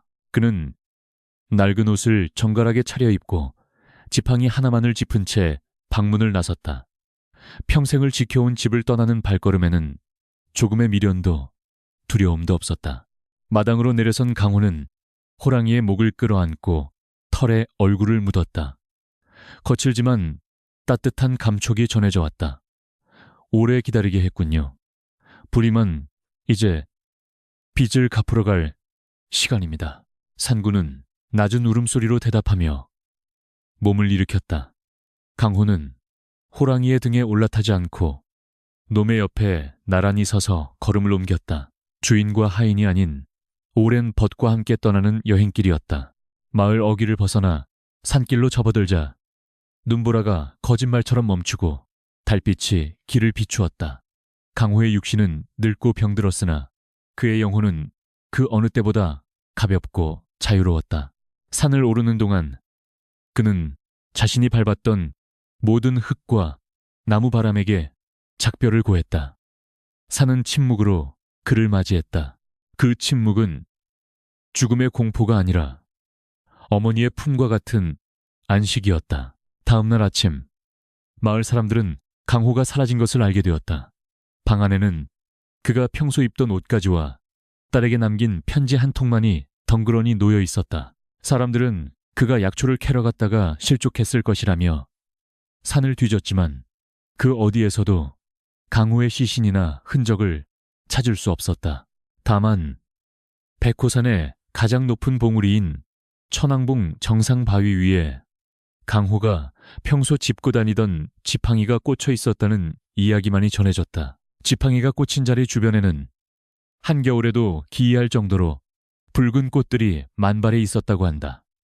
사람들은 그 꽃이 강호의 넋이라고 믿었다. 욕심 없는 삶을 살다간 그를 위해 산군이 내린 마지막 선물이라고. 그 후로 백호산에는 새로운 전설이 생겨났다. 눈보라가 치는 밤이면 거대한 호랑이와 그 옆을 걷는 백발의 노인이 산을 순찰하며 길 잃은 사람들을 돕는다는 이야기였다. 강호의 딸 연희는 아버지가 남긴 뜻을 이어받아 가난하고 병든 사람들을 돌보며 평생을 살았다. 그녀는 자식들에게 항상 이렇게 가르쳤다. 할아버지는 돌아가신 게 아니란다. 산이 되신 거야. 우리가 욕심을 부리지 않고 서로 사랑하며 살 때 산은 언제나 우리를 지켜줄 거란다. 세월은 계속해서 흘렀고 강호의 이야기는 점차 흐릿해져 구전되는 민담이 되었다.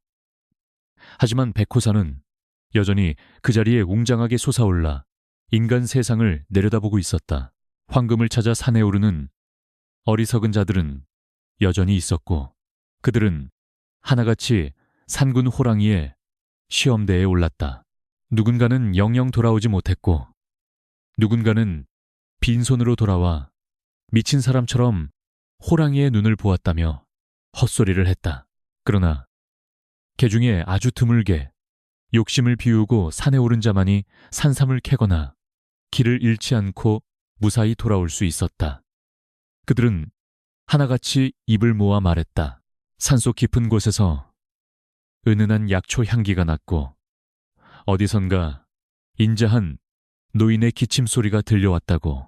보물은 오직 욕심 없는 자에게만 보인다. 이 말은 백호산 아래 마을의 가훈이 되어 대대로 전해졌다. 그리고 오늘도 저 멀리 설산의 능선 위로 인간의 마음을 꿰뚫어보는 호랑이의 푸른 눈빛이 별처럼 빛나고 있었다.